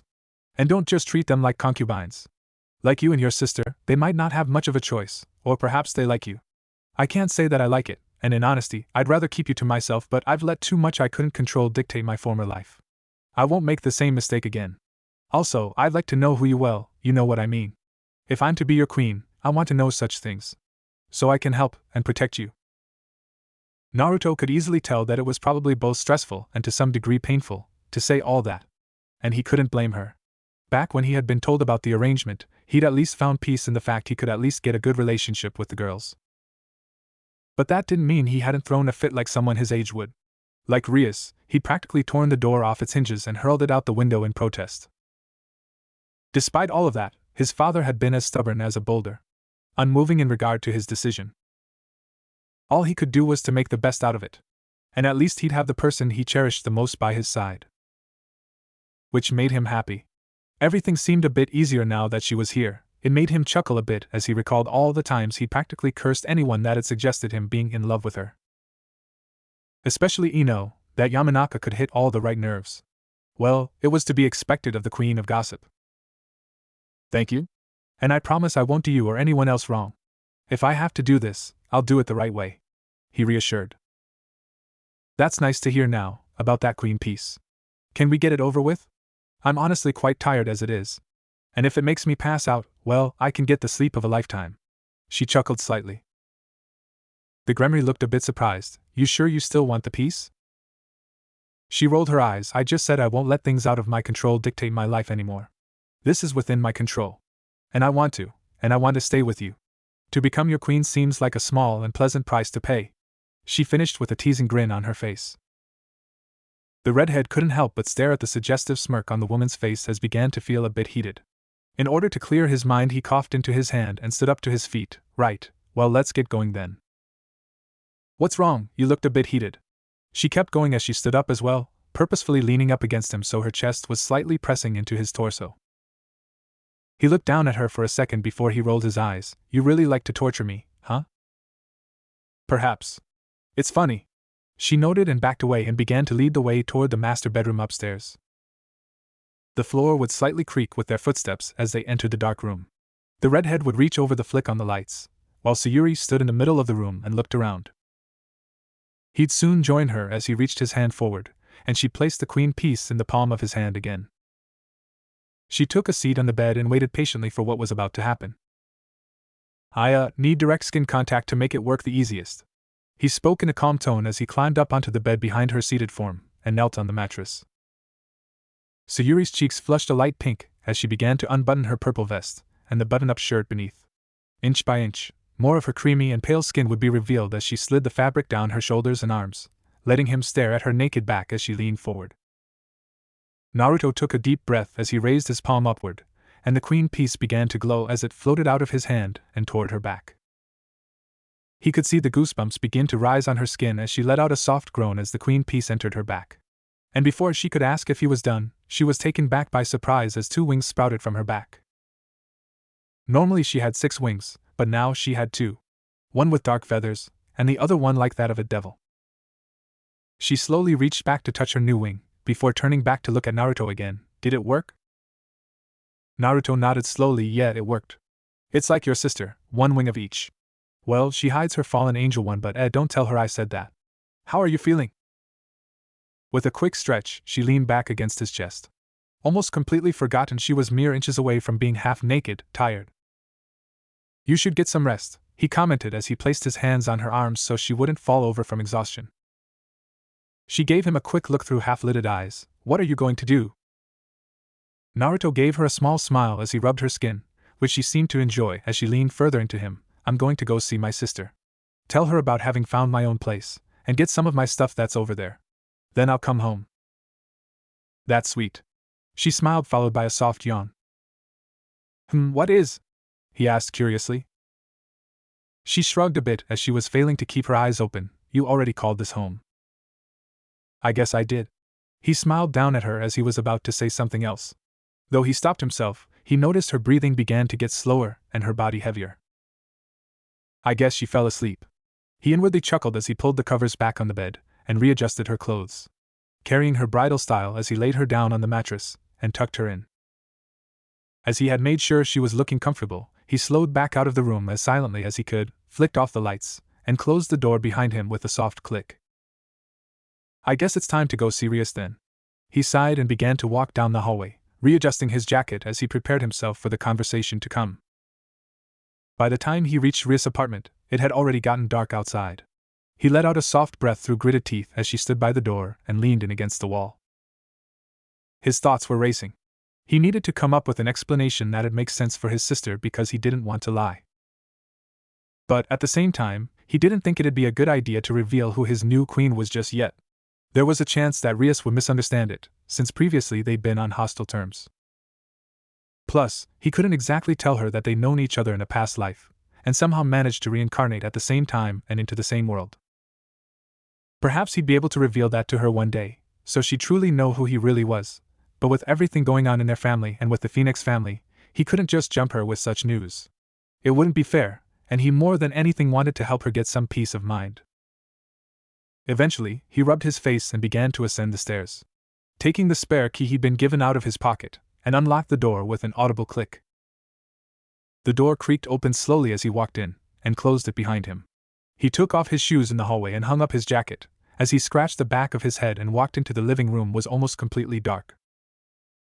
Naruto? Is that you? He heard his sister call out from the couch, as she turned her head toward the hallway.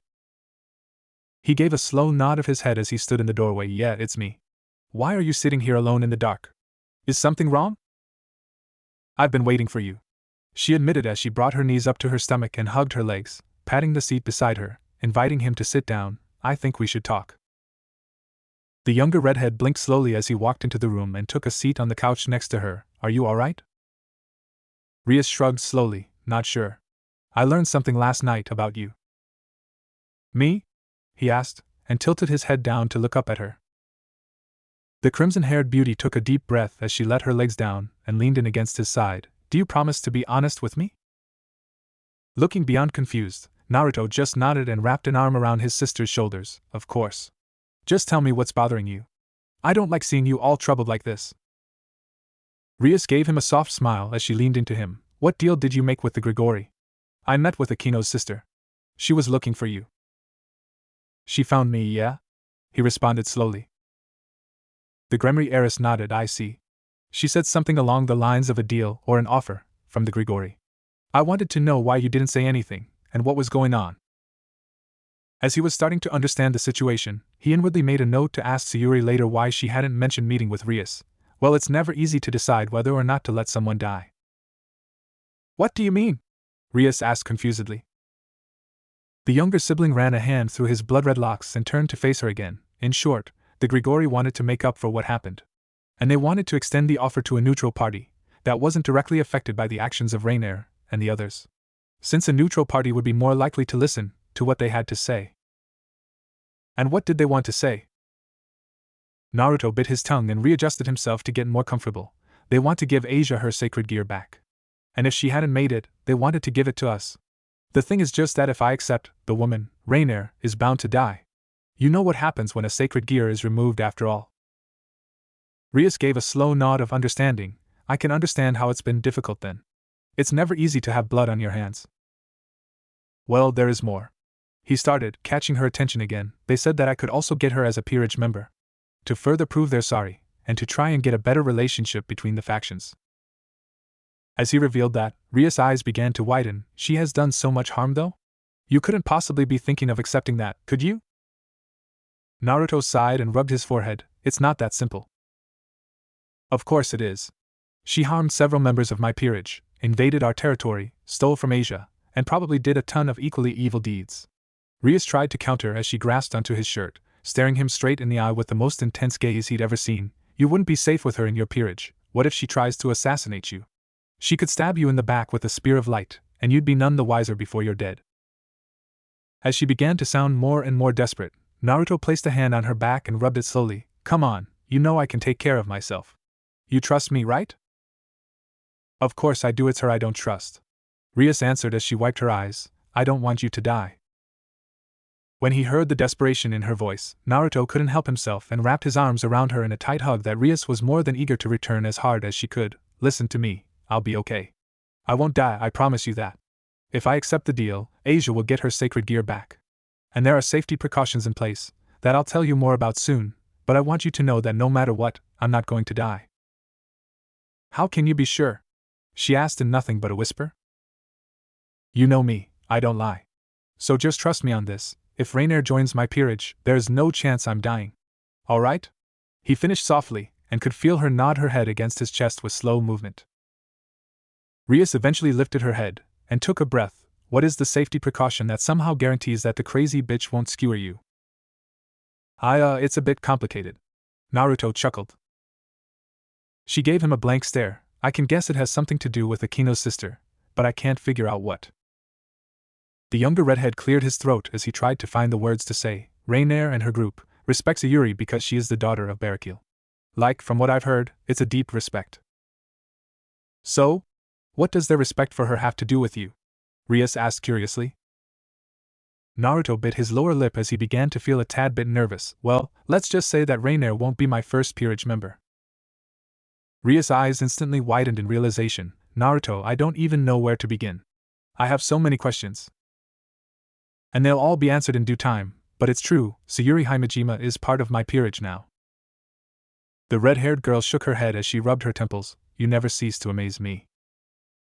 And I might have already moved in with her. It was safe to say that the look on Rias' face was a once-in-a-lifetime experience. The young redhead sighed as he sat on a swing in the local playground.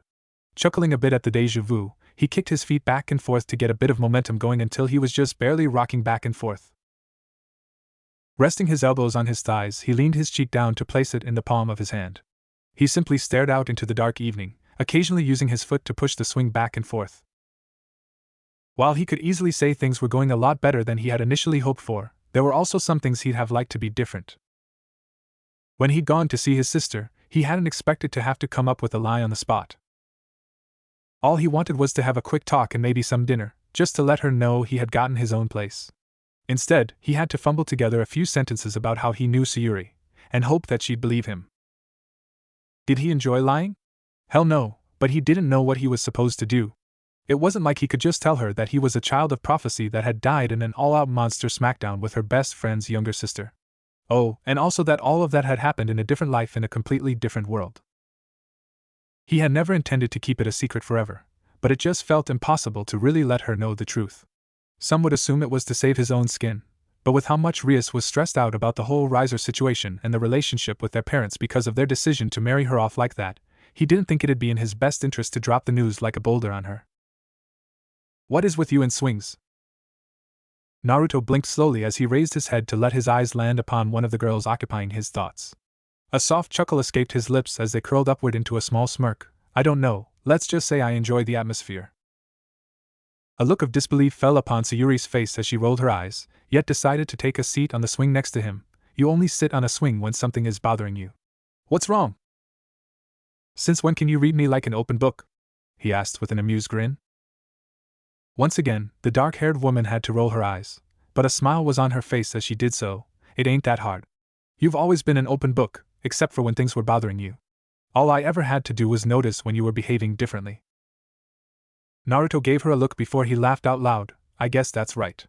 I talked with Rias today, she said you two met. The Himejima's eyes widened in an instant at that. Oh, I'm sorry, I didn't mean to keep that from you. I should have told you. The redhead waved his hands dismissively. It's all right. I don't blame you for anything.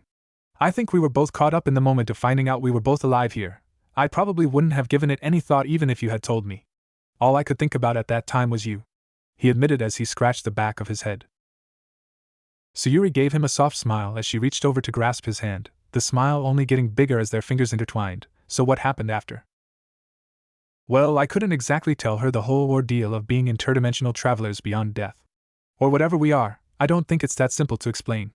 All I could tell her was that I'd explain it to you there and that in short, we know each other. Just that we didn't recognize each other at all when we stumbled upon each other, he explained. Giving his hand a gentle squeeze, she looked over into his eyes. "Well, then you didn't lie. We didn't recognize each other. We'll just have to come up with an explanation that is true for the most part." He nodded in agreement. "Yeah, I don't think it's a good idea to just straight out tell them what we are. They're dealing with enough as it is, but I do intend to tell the truth one day." "Do you think Rias is going to tell my sister about this?" Sayuri asked slowly. The former blonde gave a small shrug. "I'd be surprised if she didn't. They're best friends, and I don't think Rias trusts anyone more than Akino. Well, maybe me, but I'm her brother so I don't think it counts." The dark-eyed girl nodded slowly. "I see. Do you know when we're going to meet them?" Naruto clicked his tongue thoughtfully. "Rias isn't known to be the most patient in our family, so I'd imagine she either reaches out to me tomorrow or one of the coming days to hear if we're down to have a talk. It'll probably take place at their school. Their little base of operation is in one of their clubrooms." "Alright, we should get a story ready for that then. I don't want to lie either, but I agree with your points. We can't let them know the whole thing, not yet at least," Sayuri mumbled as she stood up from the swing, gently tugging on his hand for him to join her. He gave her a curious look before he stood up as well. "Don't worry, everything will be just fine." She giggled a bit as she looked down at their fingers, always the optimist. "Well, one of us gotta be," he shrugged with a teasing smile. Sayuri rolled her eyes at that. "I can be optimistic." Uh-huh. Not feeling like getting into that argument, she just sighed. "There's one thing I've wanted to talk to you about actually. I figured it was best to wait a bit since you likely had a lot on your mind." Naruto raised a brow at her. "What's up?" "Azazel had a proposal for you." The redhead inwardly grimaced a bit. She was right, the Governor General had indeed come to him with a proposal. At least now that Rias and everyone else were a bit more aware of everything that was going on, he had an easier time coming to a decision. The former Uzumaki scratched the back of his head. "I've made a decision. I will accept the deal and take Rainier into my peerage. As long as the sister gets her sacred gear back, and the damage will be repaired, I'll be able to deal with the rest." Sayuri gave him a soft smile. "Don't worry, I'll keep her in check. She won't dare to move against you with me around." "How so?" he asked curiously. The young woman gave a quick shrug as she readjusted her dark locks. "Let's just say that she respects me. And respect and admiration apparently go a long way for her. Seriously, you should see some of them around Azazel or Shemhazai. The term Yandere would probably be a perfect fit." Naruto had to sweat drop at the mental image. "Well, I guess it's going to be alright then." "What about our sisters? I know that with me around it's going to get a bit tense. And with Rainier around too, it might get worse," she asked, a hint of worry and unease in her tone as they swung back and forth slowly. The redhead straightened his back with a tired chuckle. "As I said earlier, Rias isn't very patient. Either tomorrow or the day after, we're going to need to have explanations ready." Sayuri nodded slowly. "Come on, let's go home. I know you could use some rest and you're going to need it if we're to meet up with our sisters tomorrow. It's been a long day." He could nod in agreement as he began following her, walking slowly through the empty streets of Ko, whilst never letting go of her hand in the process. It almost felt too good to be true that this was real, but he decided not to doubt it and simply enjoy it. The walk home was slow and peaceful. The occasional small talk about their home was often on topic. It was quite amusing how many laughs they could share about their former antics, and especially the antics of their team combined.